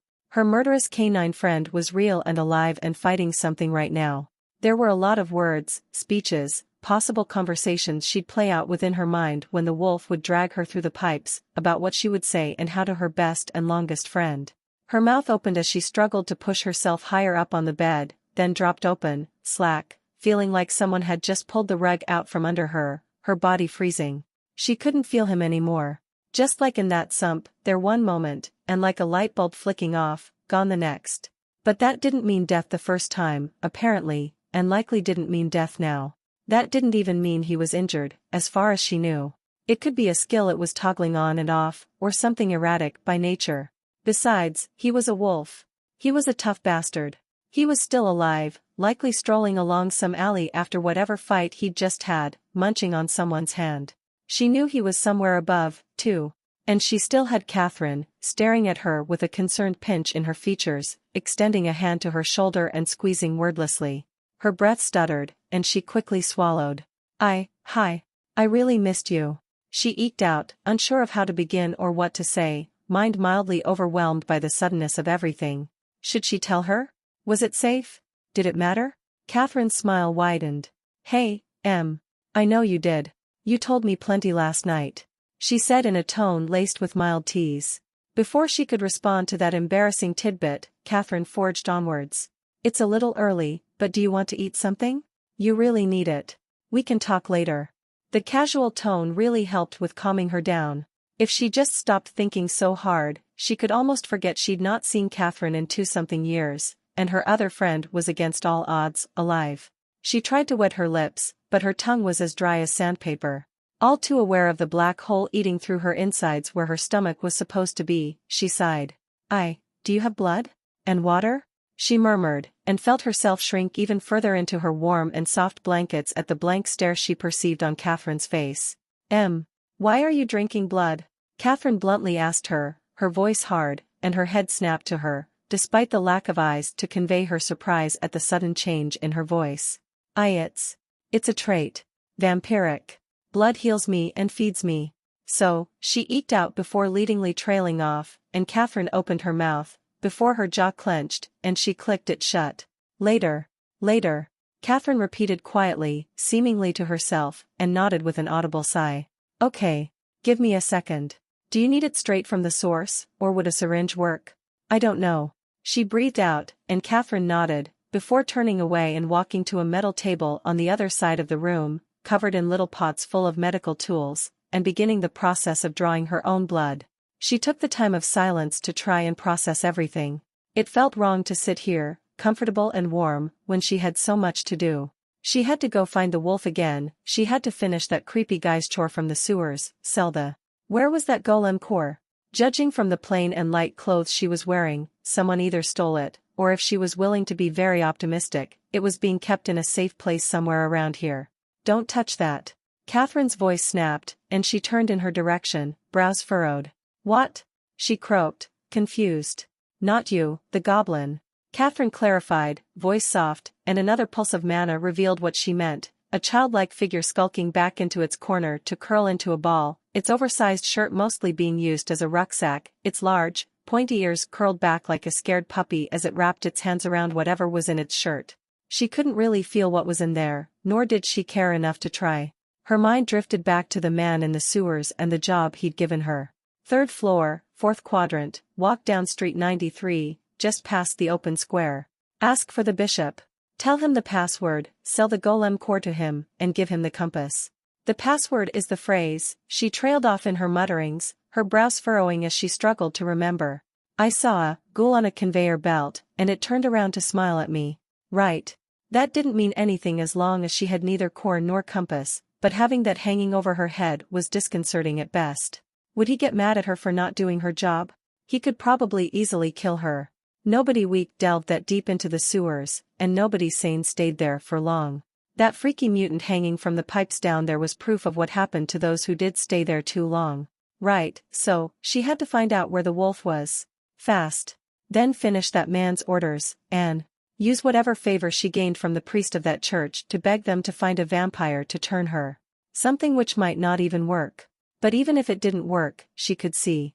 She wasn't weak and helpless anymore, despite her emotions being an erratic mess. Catherine strode back towards her bed, one hand clamped around a cupful of blood and the other applying pressure to a small needle puncture above her elbow. Stay in bed, please. You need rest. Catherine chided as she continued walking, and she stilled in confusion before realizing she'd been coiling up to throw herself out of the bed, her waist bent, legs half hanging off the bed, her teeth gnashing together in excitement. She nodded, and consciously settled back into the bed, struggling to tamper down the urge to throw herself out of bed and just run up, trying to catch the wolf and drag Cat with her. And the urge to rip the cup out of Cat's hands. Catherine placed a hand beneath her neck, the other bringing the cup down, and she tensed in discomfort and embarrassment, before quickly relaxing, warm tears pooling at her eyes again as a surge of nostalgia flooded her chest. Even if this situation was far more morbid than simply being sick on a warm silk-covered bed with Catherine trying to keep her fever from being too frustrating, their positions were too similar to not let her mind drift to simpler, easier times. Then the cup tilted, and her next inhale brought forth the scent of iron and something deeper, gamey and sweet, so sweet. Her hand moved up to clutch Catherine's fingers, tight around the cup, and she brought her head forward, wide, draining the cup in 3 hurried, open-mouthed gulps, rubbing her tongue over the top of her mouth, noting the subtle tastes hidden under layers of iron and copper, unidentifiable. She sagged back into the bed with a satisfied groan and a deep breath, letting go of Catherine's hand and the cup held within. Sorry. It's hard to control myself. Are you okay? A cup's worth of blood isn't, a little. She awkwardly said, trying to not be too obvious in the way she was licking every crevice in her mouth to chase the taste. Before Catherine could reply, she felt her lips move, words without forethought leaving her mouth. You taste good. Whatever Catherine was about to say devolved into a choked sound like an aborted word, before devolving into an undignified fit of coughing, halting laughter, her hand moving up to cover her mouth as her shoulders shook, her eyes scrunching up with amusement. She winced. Sorry. That was a weird thing to can you stop laughing? She grumbled, and felt a smile tug at her lips as her friend's laughter redoubled, her own chest and stomach starting to convulse with quiet amusement. It genuinely did feel like they'd only parted yesterday. After a minute or so, the amusement faded, and silence came over them, an easy, albeit fragile one. Catherine broke it first. Real, what happened? Catherine asked, voice soft as she came up to the elevated bed, turned around, and leaned against the very edge, staring at her face over her right shoulder. She swallowed, heaving a sigh, feeling like her mind was swimming in an ocean of remembered events. It's a lot. And I don't know how much I can tell you. She murmured, and felt Catherine's right hand extend over her body, to grasp her left wrist, a gentle pressure that just stayed there as a sign of support. Tell me everything you can. Catherine asked, earnest and soft, so she swallowed past the lump that was settling in her throat, and nodded. After we parted, I spent a lot of days floundering around, trying to figure out how everything worked down here. Then I went to the Adventurers Guild to register, and bought a spellbook. She began, but stopped once she felt the muscles in Catherine's neck and jaw stir and flex, followed by her face. Catherine's face tightened in a way she couldn't decipher. Why did you want to be an adventurer? I was stupid. And naive, and just, so fucking stupid. She murmured, her voice hardening in self-loathing, feeling her chest tighten as her mind wandered to days spent in dirt-cheapen rooms, waking up covered in sweat and sticky fluids with bile tickling the back of her throat and rope burns searing her skin, cigarette smoke mixing in with the scent of sweat and sex to make a miasma that seared her nostrils. Her stomach momentarily clenched, but having nothing but a bit of blood in it, it didn't even try to heave its contents back up through her throat. I thought adventurers were synonymous with free individuals, you know? People who did as they wished, moved where they wished, lived as they liked. I never wanted to go into the factory. Just, find a team, maybe skirt around the sewers taking extermination quests, level up, eventually leave Karmara and go to someplace nicer. The Kotitha Empire was, probably still is taking back the desert after the whole Ascendancy fiasco, and they always needed more adventurers to help. I'd wanted to go there afterwards, maybe with a couple adventurer friends if they too got sick of the dungeon. Or, maybe you, if you didn't, hate me. She continued, her voice continually growing weaker and heavier. She cleared her throat a bit and grimaced. Could you get me a bit of water? She asked, and after a moment of silence, Catherine nodded, and hurried to a sink at the other end of the room. As she did that, she simply relaxed back into the bed, feeling anger spark in her mind the more she began to remember how she'd acted, what she'd done without a shred of forethought. God, she wanted to just find her old self and bash her skull in with a rock. How the fuck was she so stupid? Well, no, she knew the answer to that.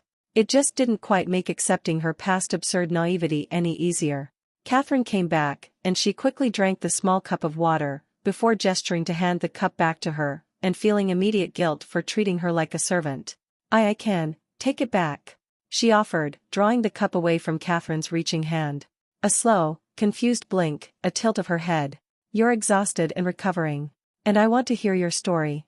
Let me. With a slow nod, she gave the cup back, and felt the blanket until Catherine had taken her post beside her once more. Before she could resume, Catherine sighed. You're my best friend. I don't hate you. At all. You should. She replied quietly, instantly, and regretted it, feeling the flash of pain that crossed Catherine's face.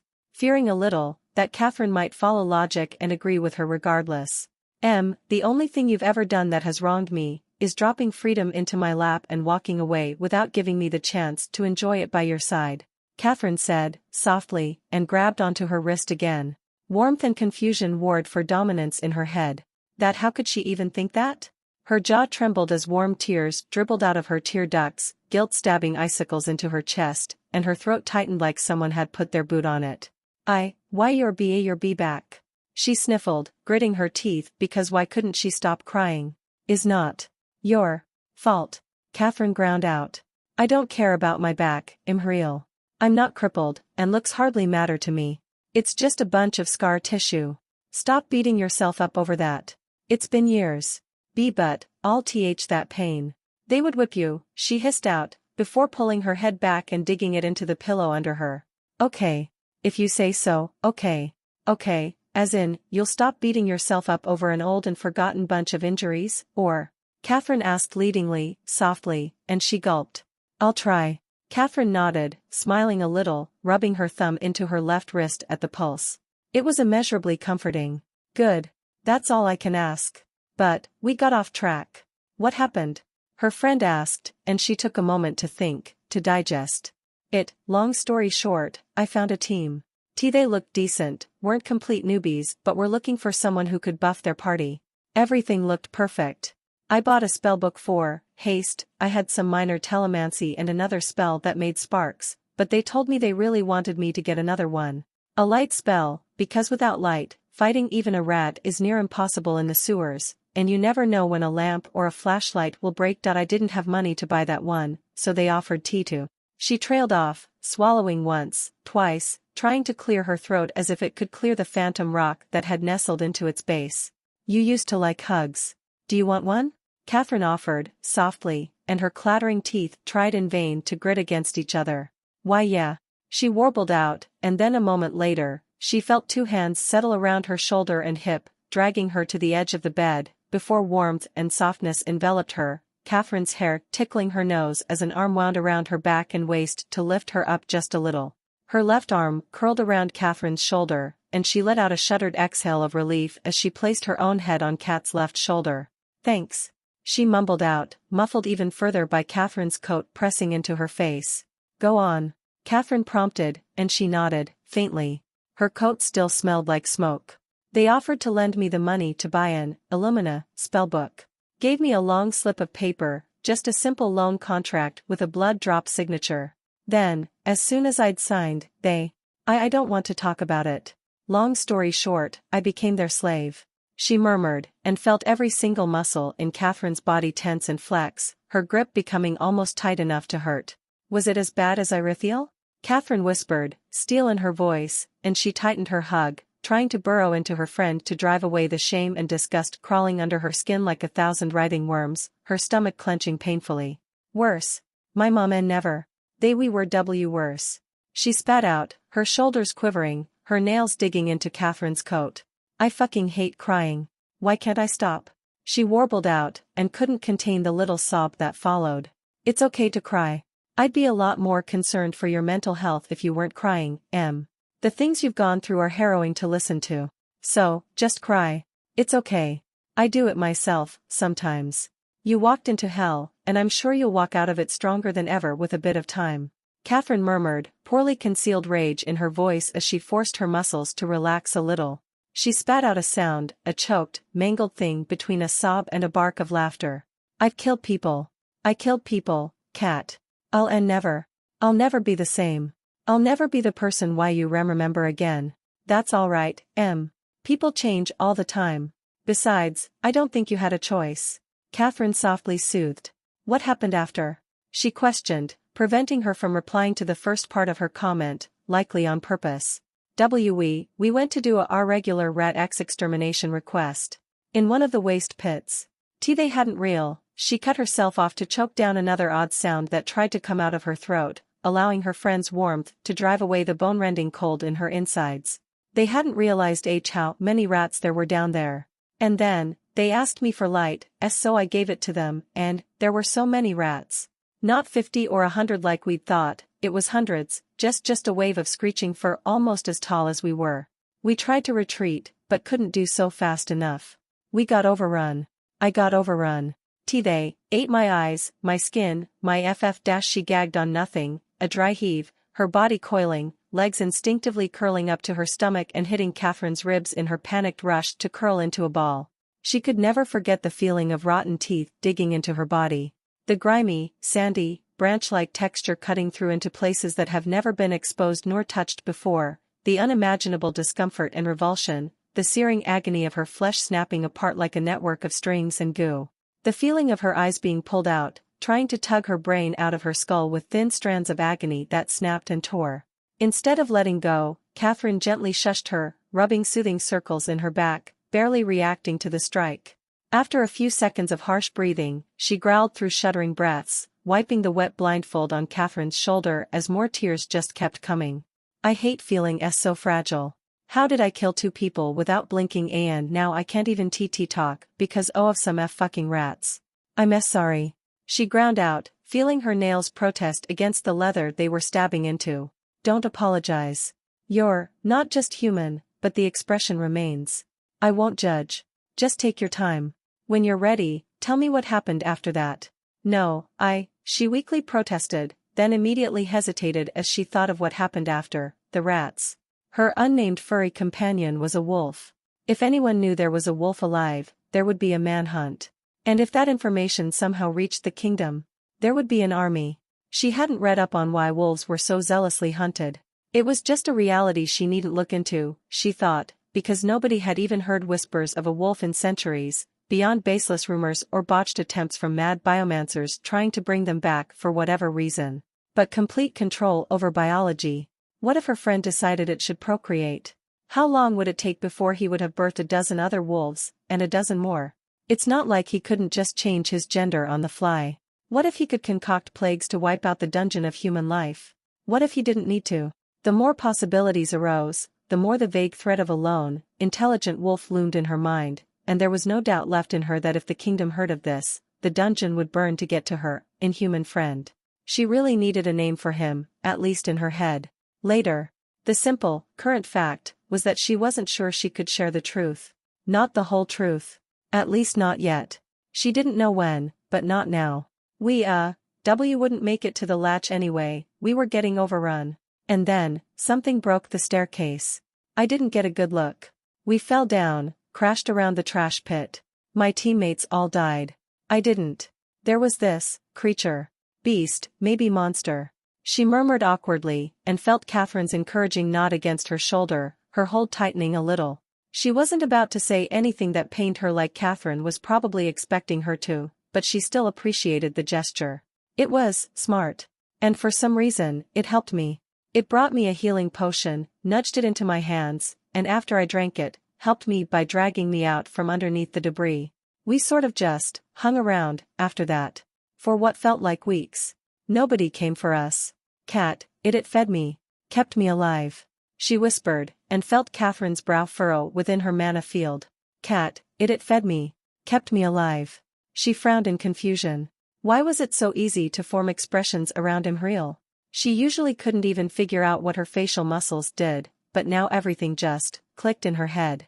To frown, do this. To smile, pull the cheek muscles back. Idly, as she considered Imhriel's words with suspicion and disbelief, she wondered if this was how normal people felt. The creature fed you? Em nodded. Why yeah. My legs were broken, so I couldn't even stand up. It would just hold dead rodents over my head, and let the blood drip into my mouth. Em breathed out, voice full of warmth. What? Why did Em sound so fond of the memory? She was so confused. At least that part of the story explained how and why she had a vampiric trait. And the couple dozen parasites and diseases Lady Anna had to cleanse out of her system before they started showing serious, debilitating symptoms. Hold on.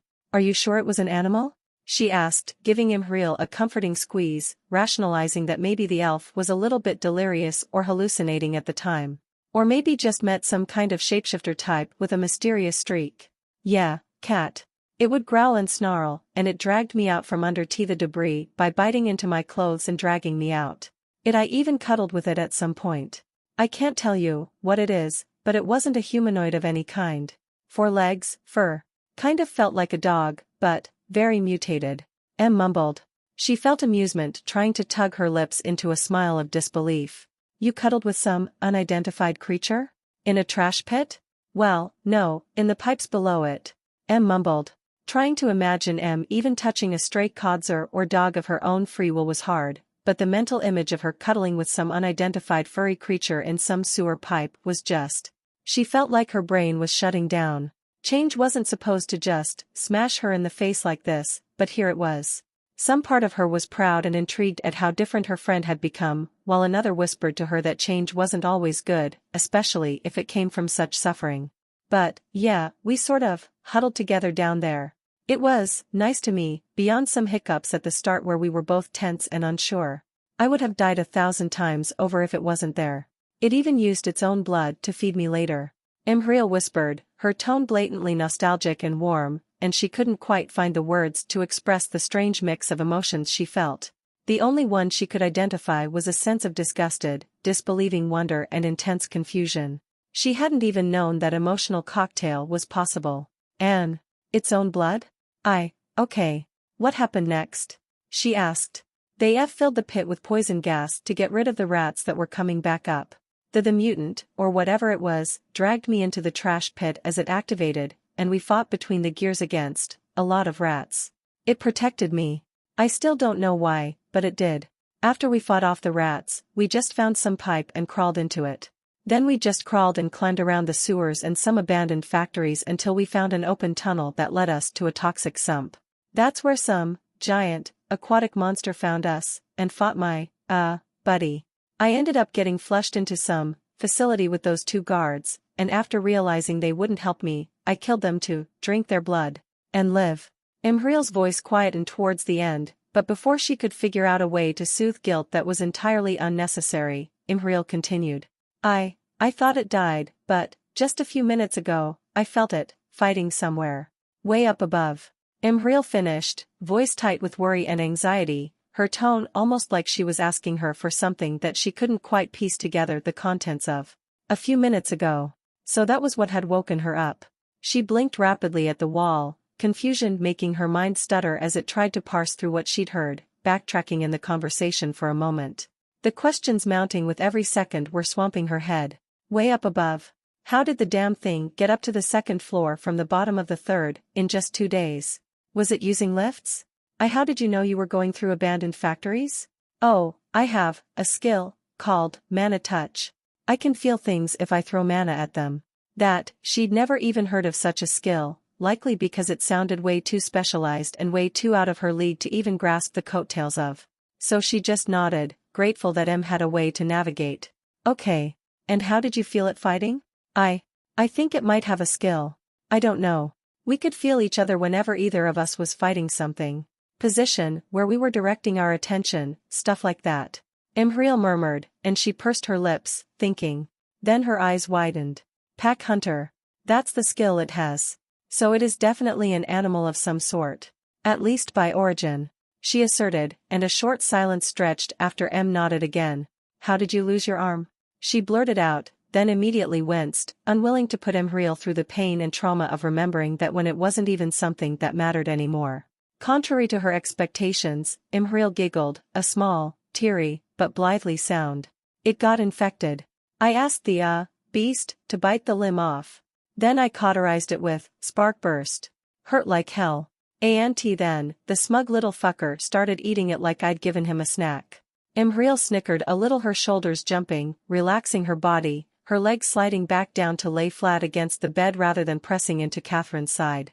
She just goggled down at the teary, laughing mess in her arms, wondering what the hell could possibly be funny about that, and breathed out, low and deep, letting the information sink in. All that suffering, the betrayals, the apparently thousands of times she'd have been dead if not for some unidentified furry thing with, pack hunter. Mutant dog, maybe? A Tillenhall experiment that they'd discarded again without thought nor interest in the harm it would cause? She was getting sidetracked. What she could easily focus on was how easily this meeting could have never happened if just one thing had gone wrong. How unbelievably lucky she was that Imhriel could even be there to laugh and cry and dirty her coat with fire and tears. You said you felt the, creature, right? Somewhere up above? She asked, and the remnants of laughter quickly subsided from Imhriel's skeletal frame, a sight which had her skin crawling with unease and a motherly desire to stuff her full of food until she looked like a balloon. Why yeah. I need to find it again. I wish I could stay with you, I want to, but I can't just let it roam around, I can't. It's going to get itself killed. It probably doesn't understand how much danger it is in. And I can't just forget about its existence. I don't want to abandon my friend. Imhriel gulped. Catherine's jaw clenched. Try as she might to stamp down on such feelings, she couldn't help it. So it's okay to abandon your human friend, again? She whispered, hollowly, her hug tightening, struggling to tell the chill of betrayal in her chest that Imhriel was just a little dense and likely had no idea what was going on through Catherine's head. Rationality unfortunately rarely worked on emotions. Curse them. What? No. Imhriel hissed in reprimand. Wait, you want to come with me? Imhriel breathed out, all her fire gone, replaced by surprised, hopeful awe. Gods, this girl. She was going to smack her one day. Why would I not? Of course I want to come with you, are you kidding me? I'm not letting you out of my sight again until I'm old and gray and stuck in a wheelchair. She affirmed, voice firm. Beyond protecting you, I also just can't keep going like this. I keep going like this. Whispered, voice distant, utterly still. Are your new employers like my mother? Asked quietly, her voice tight. Then Catherine shook her head, and Imhriel seemed to mentally stumble, expression shifting against her shoulder. No. I feel purposeless. I want to be by your side again. If not as a maid, then as a bodyguard. Nothing else feels right. So yes, I want to come with you. Both for you and myself. And I can fight now. I'm not just a meat shield. We can find your mutant dog together, if it means so much to you, and I can protect you while you do that. And with those words, Imhriel fell silent. For 10 seconds, it was awkward. After 30, it became a little concerning. She pulled back a little, and felt M's arm tighten around her. Just give me a moment to think. You said, what did you mean abandon me again? Asked, sounding completely, genuinely clueless. She sighed. Do you remember what you said when we parted ways? You basically said I deserved to be free and live a nice life, that I deserved better. Because you have a very guilty conscience about things you shouldn't. But you never asked me if I wanted to go and be free alone. It's not worth it, from what I've experienced. I'd rather be your mate again. Imhriel shifted in her arms, growing lax. No, You pushed me away because you were guilty, and you were beating yourself up over things I didn't care about anymore. You gave me freedom then just left me behind. And I understand why. I don't blame you. I know why you did it. But please don't do it again. I don't want you to leave me behind again as you go off chasing whatever it is you need in your life. Let me come with you. She finished, softly and earnestly, and felt a full-body shudder course through Imhriel. I hate crying. Imhriel ground out through a small series of shuddering gasps, and Catherine rubbed her back, nudging her head with her own. Then Imhriel took a deep, stuttering breath, and pressed her forehead into her collarbone as she began to speak. Okay. I'd love it if you came. I missed you. Not as my slave or bodyguard, though. Just my friend. But just promise me. When a sudden realization comes, promise me, you will not share anything to anyone about me or the creature. To anyone. Ever. Please. I can't tell you, not yet, but, please, don't hate me. Imhriel rushed out, her voice wavering and warbly, gradually going smaller and meeker. She squeezed her tighter, tight enough to feel the pressure in her arms, crushing her friend's tiny form into her chest. I can't hate you. Ever. No matter what, I promise, whatever you can't tell me, if and when I know, I'll keep it to myself. I'd swear it on a blood oath. She soothed, and barely heard the jumbled sound that sniffled into her coat, which vaguely sounded like thank you. Let's stay like this for a bit. We'll grab your stuff and go to my apartment tonight. We can't stay here. She breathed out into the light fuzz growing on M's head, and felt her nod. Then, we'll go find your friend. Finding an empty nook it could stuff its body into was surprisingly easy. These underground nest tunnels were full of them. It took a bit longer to find a good one, but it managed. It had to kill a few stray rodents to get to it, but even in its half-dead state, that wasn't very difficult, and so it had found itself a clogged little tunnel with a metal grate in the middle, which it shuffled into, pointed its snout at the entrance, and finally fell into, devourer, with both the time and peace available to see what it could improve on. And the list was long. After healing itself to functionality again, just in case, the first thing it did was add more strips of the wood-like underskin armor. It had saved its life when the human stabbed it in the neck, stopping his blade before it could go any deeper and pierce something like an artery, so it simply considered where these strips would be needed, where its weak points were, and wrapped the thin mesh around them. 4 wide strips across its abdomen, with a bit of overlap, 1 very long strip running across the back of its neck down its spine, almost to its tailbone, and 2 vaguely cylindrical tubes around its legs, to protect tendons and arteries once more. It would take a couple days for those to grow in, and the cost was enormous, but that was all right. It had more essence than it could even try to use in one session. Next were the things it had gained from that spearhead shark. They were all incredible, but almost none of them fit well with its biology. The shark's skin was almost like the wolf's in its layered and protective form. Its topmost layer was like a sponge which sucked nutrients and food from its environment, a very efficient process. Then underneath that was leather-like skin, stretchy and bouncy but tough to cut or pierce. Under those layers was a tightly packed thicket of tiny bones within a thick pocket of fat. So even if one got through the skin, they'd then have to cut through what must feel like flexible bone, so tightly packed within the fat as it was. It was fascinating, but the skin and its layers were far too heavy and thick for the wolf's biology. And making them thinner would very negatively impact how protective they were, how mobile. It was just not something designed for the wolf's size. The sponge-like layer that passively fed the shark was useless, as its fur was incompatible with that and the wolf wasn't swimming through its food most of the time, so that was another great thing that simply didn't fit with its body.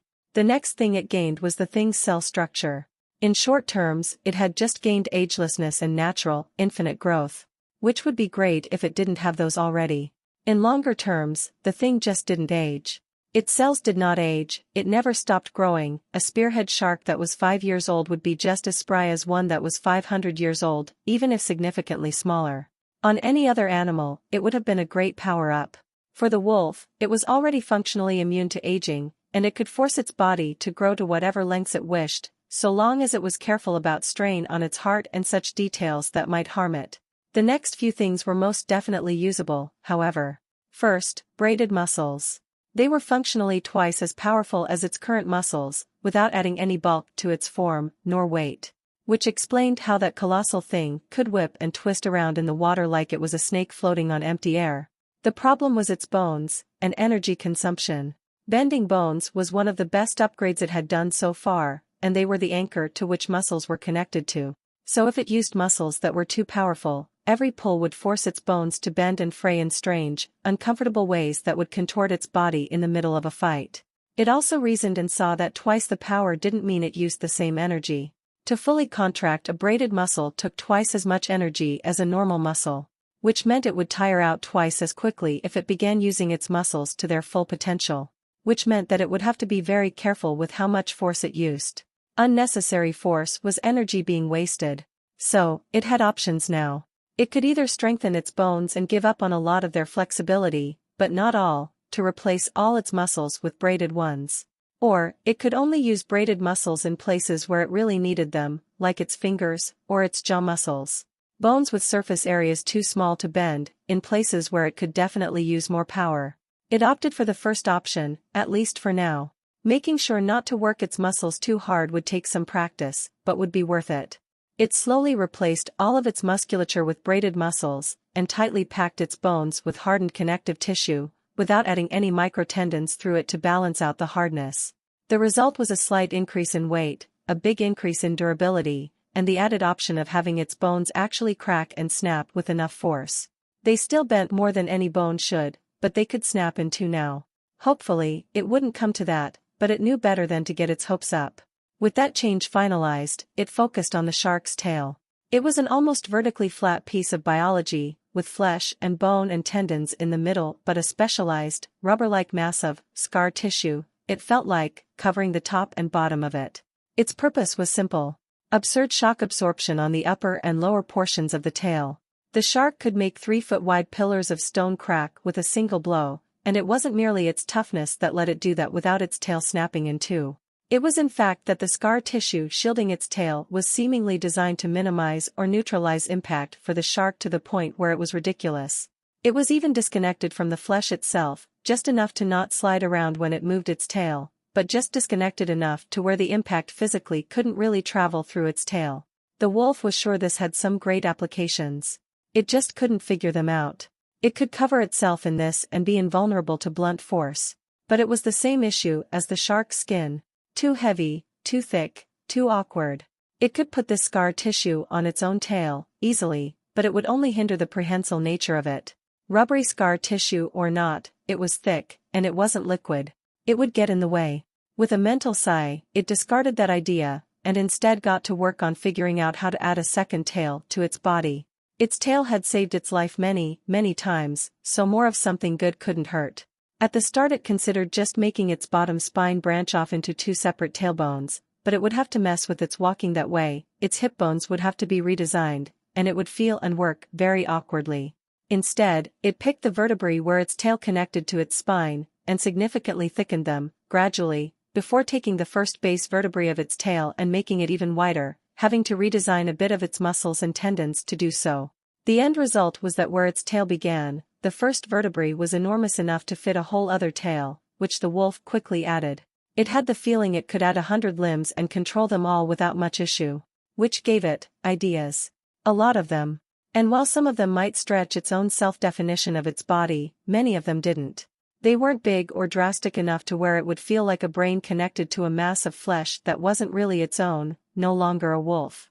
Putting them in the back burner for a second, it copied its original tail, a comfortable length twice as long as its body was, and simply told Devourer to make another one on the free space its tailbone had to offer. That change, surprisingly, Devourer said would only take a couple hours. It tried to find out why, but at this point, it had learned not to question everything about its skill or how it worked. It wouldn't get answers, and any answers it would get wouldn't really help it, as far as it knew. That done, it went back to what it had gained from the spearhead shark. The most important and the most troubling aspects it had saved for last. That thing had multiple brains and hearts. It had one, biggish brain, in the middle of its triangular head, and then, like the branches of a wire system being undone, stems of tissue extended to the edges of its massive skull, peppered with tiny versions of its own brain, the bare, most basic parts. Then, through its gargantuan neck, two tube-like tunnels full of nerves and brain tissue extended down into its body. Unfortunately, it hadn't eaten the thing's torso, so it had no real idea what those were doing. It could assume that they would add more tiny brains into its body, presumably connected to other sensory organs, which would transfer the information back to the main brain, already processed and translated. These brains were all thoughtless.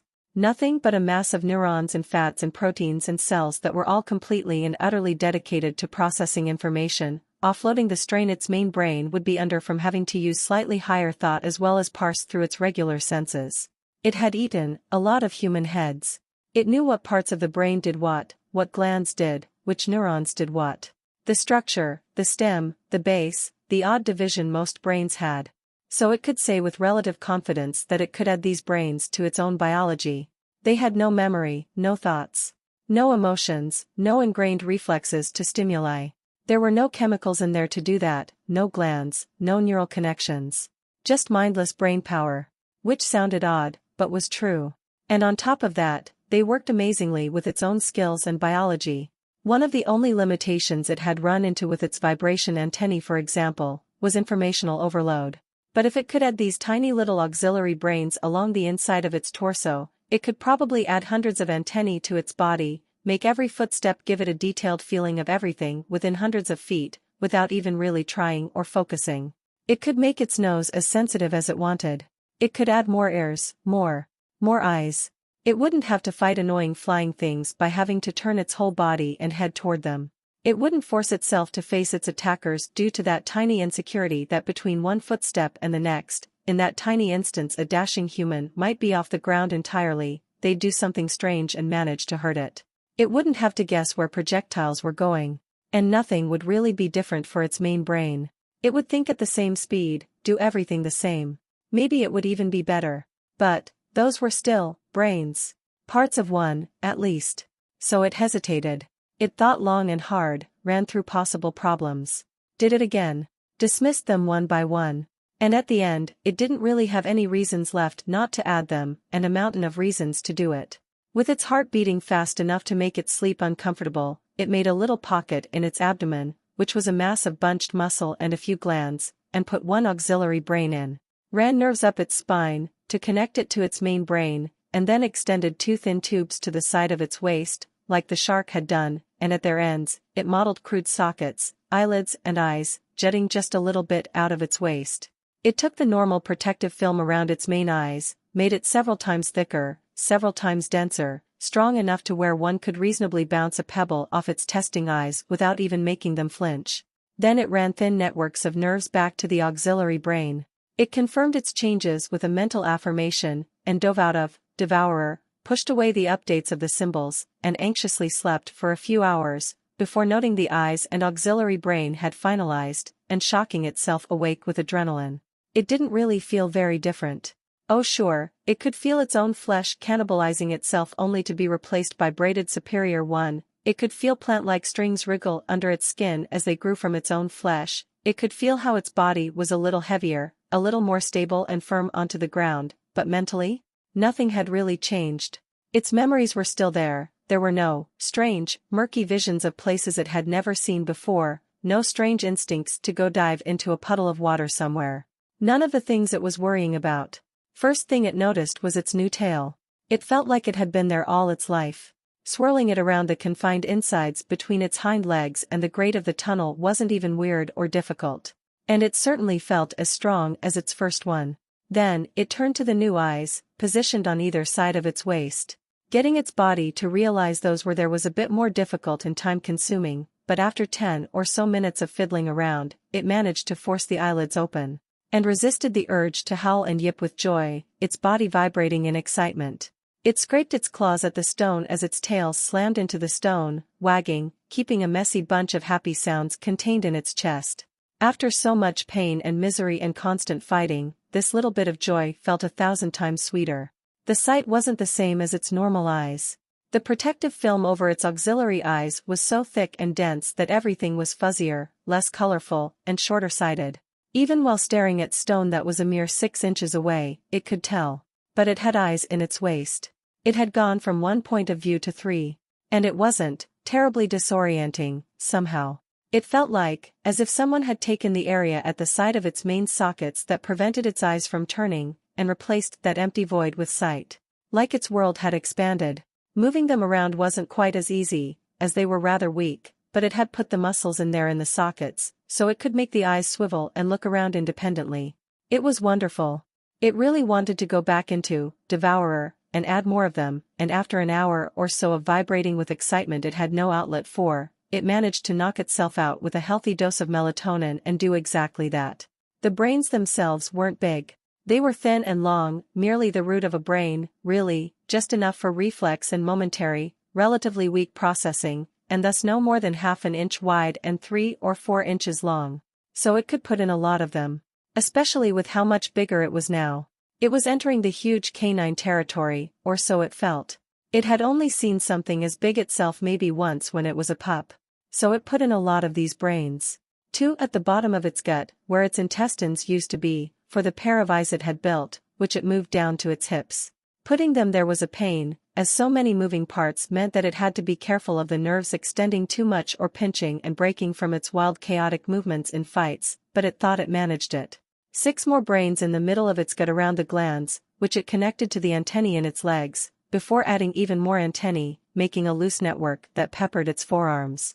2 at the top of its guts, which it connected to another pair of eyes it placed at its waist, just under its ribcage. Then it connected all its auxiliary brains to each other, and then to its spine, leading them up to its real brain, finalizing the connection. A network of information. The auxiliary brains would take in stimuli, take the burden of processing that stimuli into things that made sense, translating reflected retinal light into vision, translating vibrations to position and feeling, and then move the processed information into its main brain. It was a little slower than the tiny amount of time it took for its main brain to process vision from its main eyes, mainly due to the smaller distance the information had to travel through its nerves, but it would work. It would work perfectly. It woke itself up again, as soon as its eyes had been finished, which it assumed were more than a few hours, just to see if having 6 eyes instead of 4 would be any more disorienting. It wasn't. Anything around itself in a circle, it could see now. Sure, not as clearly, not as quickly as its frontal eyes, but no more guessing, no more spinning for a flying enemy it couldn't track. It was satisfied. It even noticed how much lighter and faster its thoughts were without 1,000 stimuli distractions demanding its mind to process them simultaneously. The auxiliary brains were so incredibly useful it wanted to howl in joy. But that incident next to the burning rivers had taught it its lesson. It was being hunted, for reasons it didn't know anything about. Best to keep quiet. It pushed that out of its mind for the moment, then it tried to go back to sleep, with the vague desire to open its skill and change itself further. Then, Devourer opened the moment that thought and desire finalized and processed in its mind. While it was awake, it stood there for a moment, all of its eyes glazed over, confused and bewildered. It tried to check its body, to dive into its biology, and the rush of information was a sensation of panicked confusion rapidly building as images and sensations and understandings flooded its eyes and ears and mouth, and it could taste blood for some reason. Then something snapped and made its brains all shut down. It came back to the real world almost 10 confused, dizzy seconds later, fully aware it had just spent a dozen seconds staring thoughtlessly into empty space, wondering what the hell was happening. At first, it experimented. It tried to delve into its own body on a surface level, as detached as possible, and found it nigh impossible.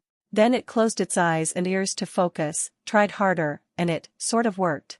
It could feel itself on a surface level. Tendons, flesh, skeleton, the easy parts. Trying to delve into something too much, too deep, like individual cells and such, it just made the wolf black out again, finding itself completely thoughtless for another few seconds until its brains all restarted, for a lack of a better word. It was fairly certain that if brains didn't have that self-defense mechanism, it would have just given itself either some kind of aneurysm and killed itself, or at least massive brain damage. Just from using its skill. Now it could understand why Devourer had so far insisted it should be sleeping to use it. Maybe the paradoxical inactivity of its own mind sleeping had allowed Devourer to sneak into the picture and deal with the massive amounts of information without burdening the wolf. Maybe there was something more mystical going on, but it didn't know what, and it doubted it would ever really know. But it still wanted to try, so it experimented again. It could still see its body, as long as it focused and reduced outside stimuli. Anything up to seeing individual muscle fibers was doable. Organs were generally fine. Anything more in-depth made its head swim and stumble, but if it pushed for things too overwhelmingly complex, like trying to read into the nerves of its eyes or something even more complicated, everything shut down. After half an hour or so of finding out its limits, it delved into a different part of Devourer. Saved patterns. What felt like a lifetime ago, it could idly remember making experimental templates of sorts. A version of itself with a pair of ears on its neck, for example, just as a test. One it had never applied, of course. If it wanted, instead of thinking and directing, Devourer, into doing something, which took time and effort in the moment, it could just spend some time a couple days ago, for example, to make a template of the changes it wanted, and tell the skill to apply it to its body whenever it decided it wished to add it. It still had to make the changes itself, the only difference was that they just didn't apply, until it told the skill to make them apply. Saved but unused. It was an interesting part of its skill, but it had just never found a use for it. It had always been rather redundant. It felt more tedious and worrisome than just putting in a bit more mental effort into making sure things in its body were topped up with more direct attention. But maybe, it had finally found a use for it. Because templates were easy, even on its exhausted mind. It barely had to think of that old neck-ear design, and mentally prod, Devourer, into applying it, before it felt the tingles begin, felt a small fistful of its fur start getting sucked back into its skin. Hurriedly, it pounded its main brain with melatonin, forcing itself to sleep, and took manual charge of Devourer, canceling that change and pushing its fur back into place. And that's when it noticed something it hadn't been paying too much attention to. Two of its auxiliary brains were inactive in its abdomen. They had only just finished forming, and the nerves were still creeping through its flesh to connect with each other, and so, without any stimuli, these brains were effectively inactive for now. Inactive. As in, asleep. It paused for a moment, thoughts racing, threatening to pull itself out of sleep again with its frenzied, racing speculations. Devourer was a skill. It came from the symbols. And as far as it knew, the symbols were just something made from the world, weren't they? Another unthinking phenomenon of the world, like gravity. They were just there. Strange and difficult to predict, but they didn't seem to be alive. They were like a universal law or maybe a fixture, or so it thought of them by now. So, if the symbols, or whatever rules guided them weren't intelligent, how would they differentiate between main brain and auxiliary brain? Would they even care or bother to make a distinction? Devourer might have activated simply because one of its brains was asleep, and the wolf had thought of how it wanted to use the skill then, making it open automatically. Maybe the skill and the symbols which made it, thought that one completely mindless brain being asleep was enough to keep the wolf from harming itself. An artificial safety block or something, which it had just bypassed by complete accident. It thought back to the other thing it couldn't use without being asleep. The symbols themselves. Not wanting to interrupt the process of the two brains making a connection, it made another even smaller one, designed to be inactive and forever without stimuli, and placed it right outside the loose, small cluster it had safely packed within its abdomen with shock-absorbing fluid. Isolated from the network. Then, it waited for a bit, enough for the melatonin to flush out of its system, and forced itself awake for what felt like the 100th time, the moment all of its brains and eyes were finished. It called the symbols, and they answered. They didn't rush in, white squiggly shapes across a black, swimming background with aftershocks of light in the background, not like before. They just sort of filled its sight. All of its sight, all of its eyes. It was strange. Species, wolf. Race, none. Name, none. Path, Hound of the Keeper, level 29. Base attributes. Strength, +1. Speed, +1. Dexterity, +0. Endurance, +10. Perception, +1. Resolve, +1. Intelligence, +6. Soul, +1. Available, 8. Racial skills, Pack Hunter, Quick Learner, Devourer. Acquired skills. Pain resistance, level 28. Infection resistance, level 9. Poison resistance, level 29. Corrosion resistance, level 8. Disease resistance, level 4. Magic resistance, level 6. Mental resistance, level 29. Electricity resistance, level 4. Restful awareness, level 26. Tough skin, level 18. Iron stomach, level 7. Mana perception, level 15. Mana manipulation, level 17. Soul perception, level 4. Echoes of oblivion, level 8. Blood rush, level 8. Logotexnia, level 6. Sonic blast, level 8. Tremor sense, level 7. Maddened frenzy, level 6. Mana conversion, level 4. Danger sense, level 4. Acquired titles. Witness of divinity, you have seen a being of divine nature in their own realm. Your illuminated gaze shatters all illusions, and pierces through any and all falsehoods. Glutton beyond compare, you have eaten multiple times your body weight over a single uninterrupted period of consumption. You gain +1 to strength and speed while your stomach is adequately filled. Acquired traits. Survivor, 3/5 You have felt the chill of death many times, and survived. You have fought against impossible odds and won. You are significantly tougher than your frame might suggest. Hunter, 1/2 You hunt living creatures, whether it is for survival, sport or personal gain of one manner or another. You are slightly harder to notice when intending to hunt. There was no headache, nor stab of pain or confusion. The only difference was that no matter how much it focused on the symbols, that flash of knowledge and understanding of what it was looking at was immensely muted. It could still remember the rough numbers and understand that it had gained an absurd amount of levels in almost every skill, and that its struggler trait had progressed to something better, it assumed, but beyond the barest hint of a concept, the symbols gave it nothing. Experimentally, it tried to put an attribute point into speed. Speed, +2. It didn't feel any huge difference, beyond feeling like a few pounds of weight were just removed from its body. Not from its mass, but from the force that gravity exerted on its body, without drawing back on the force its body exerted on the ground beneath its feet. Simply put, it didn't make any sense. It felt similar to putting a point in strength, but less present. It was like its body was just a little bit more detached from the laws of the world than before, and it couldn't quite understand how no matter how much it waved its arm around in a circle and wriggled in the tunnel to figure out what was different. Still, it could use the symbols while awake now. So it could, theoretically, give itself attribute points in the middle of a fight? It didn't know if that was a good idea, to throw points into whatever might save its hide in that present moment rather than something that would save its hide in a future fight, but it was something to consider. Considering that it gained levels from using its skills and killing things, it could gain a level in the middle of a fight and then put that attribute point into something immediately. That was incredibly, immensely helpful. It had to take a small break, just to let its mind process everything. It felt, oddly dazed, in a good way. It still had a couple of changes to shift through. The flying lizard it had eaten and the furry orange thing, it hadn't even checked on yet. It still had to figure out the possibilities of how it could put this accidental boon to use. It certainly would not be able to delve into its body and patch itself up in the middle of a fight. It had difficulty doing so while completely safe, in nigh-perfect darkness and relative silence. It would be completely impossible while dodging and getting battered around or running.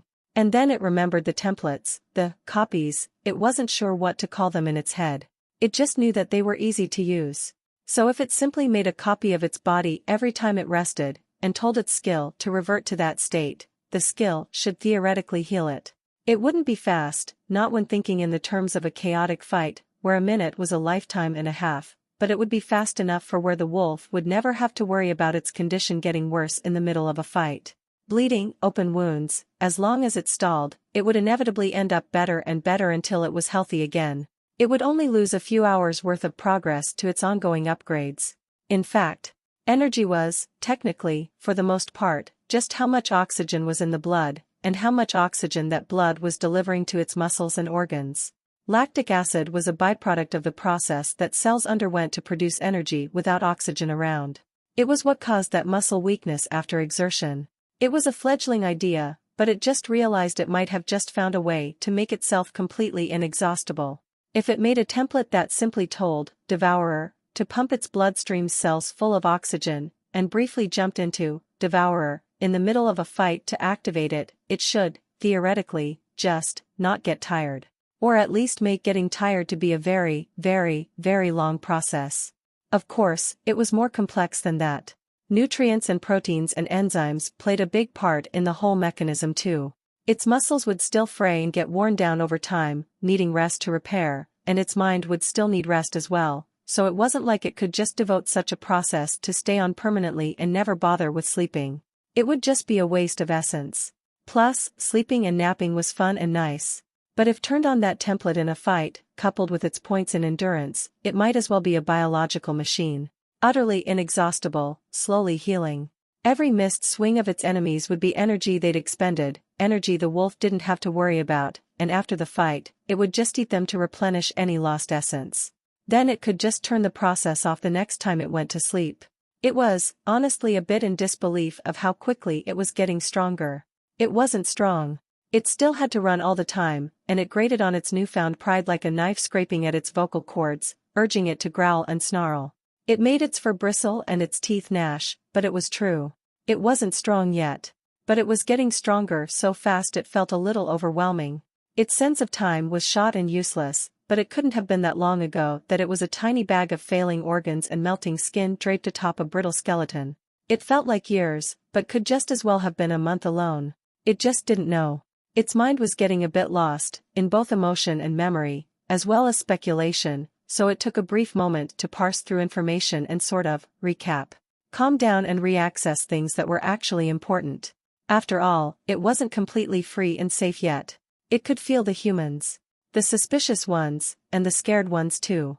Prowling about the winding, maze-like tunnels, in and out, all around for hundreds of feet, looking for it. They hadn't gotten close yet, but it didn't have the delusion necessary to think that it was completely free and completely safe. So it had to be productive, and not linger on feelings and memories. Despite how difficult it was not to, when this tunnel reminded it oh so much of a rusty pipe and affectionate fingers playing with its ears.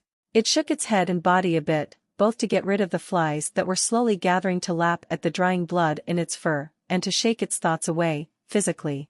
It sort of worked. Reassessment. Now. It had. Eyelids slid open on every side of its body. 6 eyes. 2 at hips, 2 right below ribs, 2 in its head. Full view of its surroundings from all sides except above. Well, the fur got in the way a little bit, but it couldn't do anything about that without making far too obvious weak points in its defenses. And then it realized something. There was a little too much light in the tunnel, the moment it opened all its eyes. Very yellow light. It turned around, bent its waist a little, and looked into the glowing eye sitting at its left hip, half obscured by crusty, blood-matted fur. Then it moved that eye to the side to look at its own head, looking at itself in the eye from 2 directions. It was unsettling. This would take some getting used to. The problem was that all of its extra eyes were glowing like its normal ones. So much for stealthy sensory organs. It would have to come up with a solution to that sooner or later. Then it remembered it had echoes of oblivion, and exhaled in annoyance. It could just cover itself in darkness and hide such weak points without even noticing the mana drain. Its mind was going too fast, racing too fast. It was like, emotionlessly panicking. It was annoying.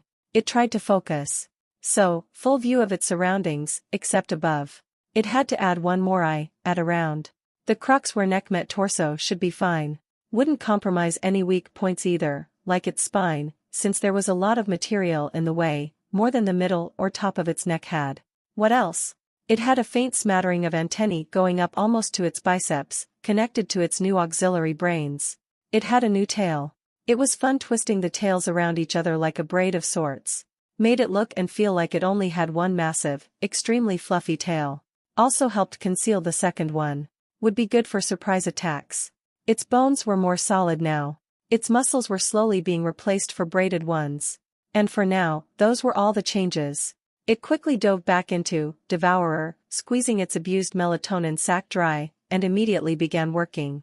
It adjusted the slime sheath a little, moving the seam down along its back, and quickly put an eye where its neck met its torso, between its shoulders, connected it to the brain network. Then it got to making a template for Devourer that would oxygenate its blood when applied, regardless of its body composition, and immediately after, it started looking at what it had gained from the small, furry thing it had eaten. The biology was blessedly simple. After everything it had gotten from the shark, it was a relief, almost. It noted the way the cat's claws could be extended from within their sheaths using little tendons, and wondered if it could do something with that. For a mild experiment, it focused on its claws, trying to see if it could add something like that to its own hands, and once again, paused, confused and overjoyed. It could change its claws now. It had only noticed because it was focusing on them, but that stone-solid knowledge that told it you cannot change this was no longer there. With trepidation and excitement both, it focused on the flawless pieces of what should have been bone or keratin but was something else entirely, something it couldn't even try to identify. Experimentally, it grabbed one with its mind, and told Devourer to change it, make it thinner and longer. And the skill didn't protest. It tested the limit of how much it could change one, and found none besides time and whatever accounted for mass with such a strange material. Asking the skill to make them bigger simply didn't work. Asking the skill to warp them, shift them, did. A single claw could be thinned and extended down to the cellular level almost 1,000 times thinner than a piece of paper, into a flat circle almost 300 feet wide, a size that was mind-boggling to the wolf. The only problem was that such a change would take literal decades. Asking the skill only brought forth a sense of flashing sunsets and dawns, of trees being stripped and filled in the blinks of an eye, in the very mountains and landscapes shifting, slowly, a time it couldn't comprehend. Decades. Tens of years. It dialed back, and wondered how much time it would take to move some of the mass from inside the claws, hollow it, and move it to the outside, making them both longer and wider. The answer was still far too long for its liking, but a bit more reasonable. Stretching the length of its teeth and claws by about an inch would take about 2 weeks. Possibilities came to mind, each crazier and more appealing than the last. It took one of its crusher teeth, a rather redundant inhabitant of its mouth, and tried to move it up around the inside of its skull, stretching it to form an impossible-to-penetrate bubble around its brain. And it worked. It would take something like 3 months, but it could do it. It tried to add another tooth to the new protective mass to speed things up, but the skill refused to do it, acting like each tooth was individual and impossible to merge or combine. Still, 3 months, for making sure its brain couldn't be scooped out of its skull, no matter what hit it. It was a cheap price. Of course, there were weak points. Where its eye sockets were, the hole at the back of its skull, its ears, if one were dexterous enough. It had to have access to those senses, and a fully impenetrable brain wouldn't be able to do that. So in truth, it wasn't an impenetrable defense against a skilled enemy. But against anything else? It wouldn't have to worry. It had precisely 42 teeth. 20 of them were crushers. First, it moved all of the crushers out of its mouth into a padded pouch of nerveless flesh on the top of its gut, and told Devourer to fill the gap that would form in its mouth with regular, albeit significantly hardened teeth. A process which would only take a dozen hours or so. From there, it could hold these Devourer teeth inside its body, and mold their shape to something more protective over the course of a few months. 4 of them would be stretched into rectangular jagged hollow bars that would replace the normal crusher teeth later on, and the other 16 would be turned into armor plates. It would have to make sure they weren't dug out, or somehow removed from its body, because then it would have to restart the process all over again for each one it lost, as Devourer only seemed to wish to regenerate them as teeth. Or claws. But in a month or two, with semi-regular thought and molding, it would have 16 little armor plates it could use to protect its most important and most vulnerable parts. It wasn't sure yet of how or where it would put them, but that was a problem for its future self. It had thought of making them into bones, but flesh refused to attach to them for some reason. The muscles just sort of slid off. Then, it turned to its sharper teeth. Canines and cutters. It didn't mess with them too much. It took the small tendons that the cat used to pull its claws in and out, and weaved a small system like that through its snout bone, then told Devourer to lengthen its cutting teeth and canines by a solid inch. 2 weeks for those to lengthen too. It told Devourer to roughly sync those systems together, so it wouldn't have semi-retractable teeth without needing to, and turn to the last useful thing that cat had given it. A ridiculously flexible spine. Seriously, the thing could twist itself into a spiral if it wanted, and not get injured. It was absurd. A cat's spine could rotate more due to simple structure, and their vertebrae had a special, flexible, elastic cushioning on the discs, which gave them even more flexibility. The wolf, of course, had no real reason not to put this into its own spine, and even its tails. It could curl them into tight spirals with this, which meant it could exert more grabbing force since it wasn't fighting its own tail structure to curl. Besides, the flexible spine allowed it to absorb impact better than its own super rigid one, though it was a little weaker in how much added force it could give to its movements. The cat also had a sort of inbuilt reflex system in its mind, something to do with balance, but the wolf didn't know enough about how it worked to add it. It wasn't sure it even needed it, really. Then, it moved to the flying, annoying thing. Devourer said it was a thrackling. Something like a small drake, whatever that was. Its biology, generally speaking, wasn't anything all that incredible. It was incredibly average. The wolf couldn't even use its wings, because it was far, far, far too heavy to fly. Not without wings the size of a small human nest. But the liquid fire the thing spewed was thankfully a biological process, not a man-related thing, as it had assumed.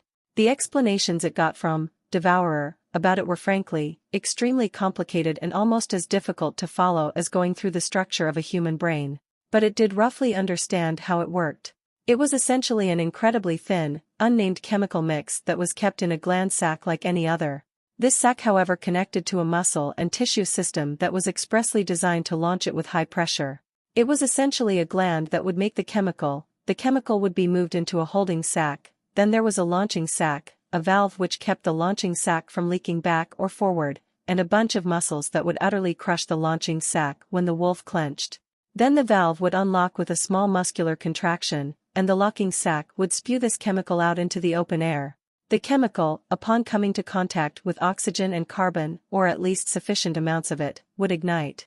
The heat would make the chemical and cell connections change, making the liquid that was thinner than water somehow thicken into a thin, clinging slime. It was beautiful, and its purpose was entirely savage.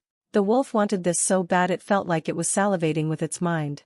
It was so wonderfully designed. The liquid was safe within the inside of its body, and when exposed to air, would ignite, before thickening into something its prey would be entirely unable to just brush off or gather. Sure, it hurt the spread of the fire a little in exchange for making sure the fire stuck, but this whole system was designed around precision. The little thrackling was designed to be a sniper, firing liquid flame onto its enemies and watching them scream and writhe in agony from afar until they collapsed and died. After which, it would swoop in for its free, wonderfully charred meal. The wolf didn't even have to think about it. It added the fire-spewing organs as high up in its gut as it could fit it into, and weaved the pressure system through the organs in its chest, using its esophagus as a guide, and formed the exit points, two tube endings that ended at the entrance of its mouth to either side of its tongue. It was entirely aware of the fact that if any flaming liquid dripped onto its tongue or mouth, it would immediately burn its mouth, at least until the wolf shut it and ruined the chemical solution with its own spit. It just didn't care. A bit of pain in exchange for something this powerful, something this versatile and brutal and scary? It was nothing. What more? It felt like it was forgetting something, but then again, it had learned so much that that feeling was almost permanent by now. The shark hearts. It had been planning to give itself a second heart now that it was growing large enough to justify it, and the shark had a great valve system in place. It wasn't even all that different from the wolf's, besides shape. So it began working on changing that shape into something it could fit into its own chest. It was rather easy. Giving itself a second heart was only tedious due to having to shift all its other organs around a little, shrinking or enlarging some others. Within an hour, it was done, and confirmed its change, feeling, Devourer, start to work on it. With two hearts, its blood flow would go even faster, smoother, and it added the safety blanket of knowing that even if one heart got ruined or somehow failed, it would have another to keep it alive until it could fix the problem. And then? It stood there for a bit, feeling oddly lost. It didn't really have anything else to change. It knew how human brains worked decently enough, and their intelligence didn't seem to be born of anything more than size and the frequency of the wrinkles in the tissue. The wolf couldn't make its brain larger without making its whole head awkwardly larger, and decently enough was not a level of skill it was comfortable with to start adding wrinkles to its brain or making such drastic changes to the absolute most important part of itself. Besides, the more wrinkles it added, the slower its brain would process. Smarter did not mean faster. It was slowly beginning to wonder if it even wanted to make its intellect match a human's. It didn't feel too motivated to do it at the moment. The symbols were a bit more of an immediate interest. The points might be. No, it knew what it wanted. It knew exactly what it needed.